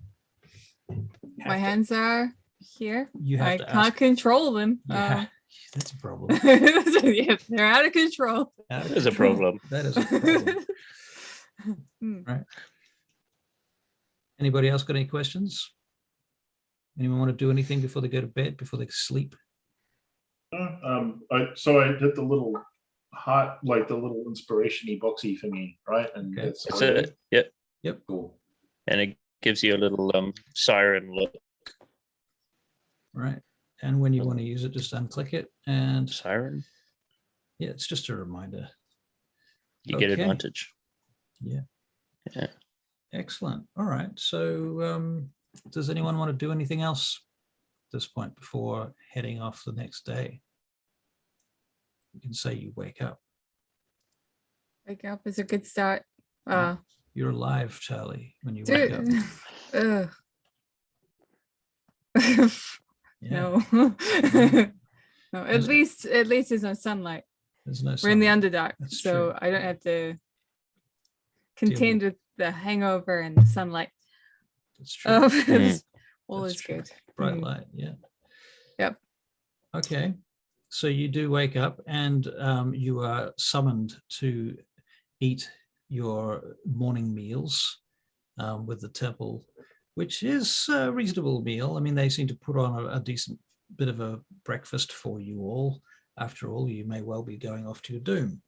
So, they want to make sure that you're well fed when you go to your doom. So it's decent meal with Protein ale, heavy. protein heavy with morning dose of alcohol. Yes. I mean, not complaining about Aussie food, but I don't know. Do you have more vegetables or something lighter? Look, would you like some mushrooms? I I've sound got like- mushrooms here. How about that? Sound I've like got Tricky some Bob. slices actually, of yes, mushroom here. yes, I do. Yes, Cuts up the mushrooms. Hear about that? Put some on your plate. I will This one's delicately eat them. particularly good. These ones here. Are they, as I eat them, are they particularly good, as he has so described? They are actually quite interesting because they, when you've got a diet that consists of quite a few things, like a few number of things, you end up learning to cook them in lots of interesting ways. So there's these mushrooms, you've never had mushrooms like this before. They're quite different. And they're a type of mushroom that you've never had before either. So they've got all sorts of interesting flavors to them. You might not think they're the best thing you've ever eaten, but they're certainly interesting. They are mediocre, but they're good enough. Well, glad to have been of service to you. All right. Russell, I've just noticed something. Uh-oh. I've just noticed something, right? So you made a little quip earlier about, how can a druid not be good at nature? Well, a druid's main stat is wisdom and constitution, right? Basically, well, wisdom more than anything else. Right. Nature's an intelligence stat. Actually, that's weird, isn't it? Why? That is weird. I think That that's is weird odd. too. I think that is weird. Why would that be the case? That's This D&D survival, 5e. right? This survival, and that sort of covers the other druid. No, you need to have intelligence to know survival what- and nature are different. I mean, there's the stuff that you Survival's a know, and then wisdom there's check. like being able to just Now, you would go think out and that do it. Survival to me is common sense, and that should be an intelligence check. No, that would be Nature- wisdom, because common sense is wisdom. I do agree that survival should be a wisdom check. Okay. I would say that should be a wisdom check, but I Mhm. think that nature. There's intelligence. You can put points in intelligence. There's nothing to stop you, my friend. That's true. And intelligence, I know. That is true as well. That is true. nature is a matter of learning the names of trees and plants and animals and knowing how things work and actually having to learn that stuff. It's just, I just suppose so, natural. like botany and Yeah. entomology and things. I suppose that's true. But I'm thinking, like, if you wanted to be a min-maxer for a druid, for instance, you'd kind of be hamstrung into putting all of your stats into wisdom and intelligence. There's not really That's much why else. we don't like min maxes. It's true. Yeah. So okay, So as a there, complete newbie, Russell, Yeah, that's we're why just asking you shit at questions. nature. Yeah. what is a min maxer? Like, give me the The gist. definition of a min-maxer. You'll is- know it when you see it. You know when you see it, yeah. No, it's when you meet someone who is playing to win D&D. Yeah. They think they can win Yeah. this game. It's not a game you can win. It's a role-playing game. It's here to tell a story. So The way- another sorry, term you go. for it is power gamer is another phrase that's often applied to it. Basically, they're trying to maximize the amount of potential damage they can do in combat, so they could be the most effective character in combat. What they haven't figured out is that the dungeon master can just throw more enemies at them, or raise the hit points, or change the armor class, or just fucking downright lie. Throw about a what they fridge. roll. Throw a fridge. Yeah. I mean, like, you can literally do anything and just make it harder. You could make a character as powerful as you like. I'll just make it harder for you. I have the power to do that, and you wouldn't even know I'm doing it. You might think I'm just taking everything straight out of the book. So it's kind of a pointless exercise, in my humble opinion. There are people who... it's kind of silly too, though, right? Look, there are people... I had this argument with a group of old school players on Facebook, and they have the point that it's their expectation that the DM is going to run the game by the book. And they take some pride in knowing that they can tactically overcome certain creatures that are in the book, using their tactics and their skills and their ability to create characters. And for them, that's what the game is about. It's a tactical war game. And if that's how they have their fun, well, I'm not going to begrudge them. That's not how I have my fun. And if you don't like it, But I feel like at that point you just play an RTS, right? wow, that's my opinion Right. too. Go and play World of Warcraft Yeah, or something. I feel like you would play something that with more strict rules and less roleplay. Yeah, right. Something that is Either a geared board game more or a computer towards game. that. Whereas Dungeons and Dragons is at least for me, and I think for you as well, Russell, is Oh, more for sure. about not just role play, but building a narrative, building a whole story, building this whole world where anything can happen. Right. It's more about imagination than immersion. you know, being stuck in your grids, you know. Yeah, I mean, we will at some point use grids and play with battle maps and stuff, just to sort of give us an Sure. idea of where things are and that kind of stuff. But we were not going to get too caught up in it. I meant like metaphorical grids. Oh yeah, for sure, and that's true. And the thing is, D&D started off as a war game, and it developed into a role-playing game, and so there's a whole mentality that comes with that. Whereas you'll get other games like Vampire the Masquerade that, you know, it's very much it's a role-playing game before it's a combat game. Because I will admit, Right. like for my stats, like I didn't pay too much attention. All I did was I really wanted persuasion. Right. Because for me, my Great. character is supposed to be the one who talks people into things, and that was my reason for it. But I didn't know if that was technically me, you know, playing the game or whatever. Because That's awesome. Because I can persuade anything. Like it's definitely my stat at the moment. Right. Okay, so like that's the thing that you. So as a person, do you feel that you are strong in persuasion, or you specifically you want your character to be strong in persuasion? And how do you want to role play that? Because you can say, I want to persuade the guard to let me through the gate, or you can say, I walk up to the guard and I say, hey, how about you let me through that gate? And I smile at him. You know, Yeah, there's I'd two totally definitely be different doing the approaches to latter. that. Like I don't see this as a game. If it was just a game, I would be playing World of Warcraft or something like that. Right, instead. exactly. Like, And the at whole which point point of it is to play the story, right? Right. So after you've said, I go up to the guard and I ask him to open the gate for me, you know, I'll ask you to make a persuasion check, and that will give us an objective to play to. As actors, we're now playing to that objective. We now know what the outcome's going to be. So now that we know the outcome, we can role play accordingly because we've got a goal or an objective. So that's basically how I would look at it personally. Well, what you usually do though, Russell, I've noticed, and you do this a lot with the other guys, the Vanguard Chronicle guys, is you'll ask them to make a check, but you'll also ask them to tell you how they're doing it, right? Right. Yeah. Right. So sort of they make a check and it might be like 14, for instance, and they sort of go, yeah, you know, I say it like this, I do it this way, and then you're kind of like, oh yeah, okay, all right, yep, cool. That's to try to But you get the DM to change the DC on the fly, right? So if you No, can no, explain, I don't think so. well, I always took it like, so you could just say I roll persuasion, and the DM would probably be like, oh, this guy's not really trying, so it'll be a high check because he hasn't really explained anything, right?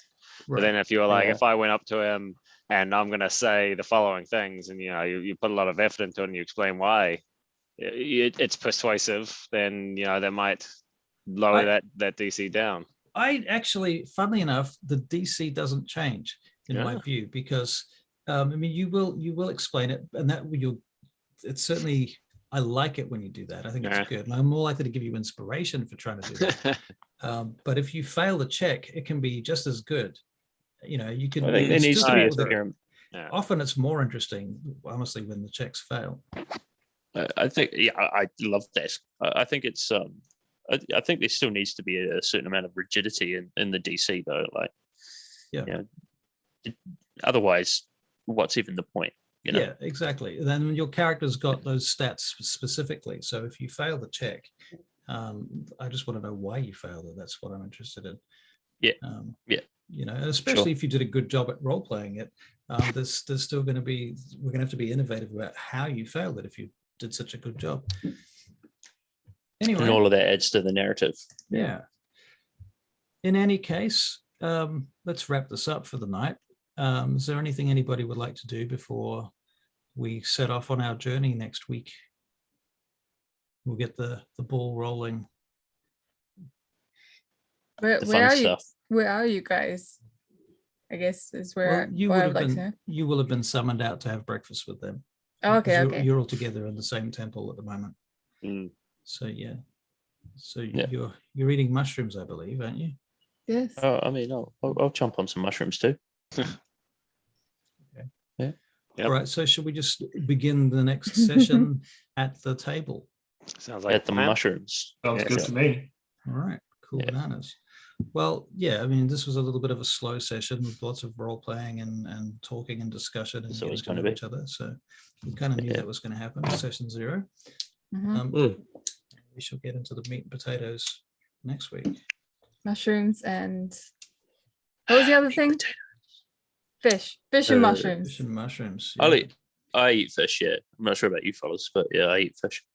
There is a type of Yeah. underground auroch called a Roth in D&D, which also I think would be on the menu for dwarves if they eat meat. Yeah. Yeah. An underground cow. Yeah. And an That's awesome. underground cow. And they run in herds, Yeah. and Oh, hang out in rivers and stuff We're like not going that. to run into a roper or anything like that anytime soon, are we? Because I've seen. those in- Yeah, we probably will. yeah. Probably be the Yeah. first thing he throws at us. Yeah, we will. Oh, yeah. It's probably at the dinner table. You're trying to use this is some Yeah. reverse psychology bullshit, isn't it? It's not going to be a roper. It's going to be much worse than a roper now. It would have been Yeah, just a roper, mind but flayer now or it's some going to be shit. something much more hideous. Yeah. Yeah. A brain dragon. Yeah. A what?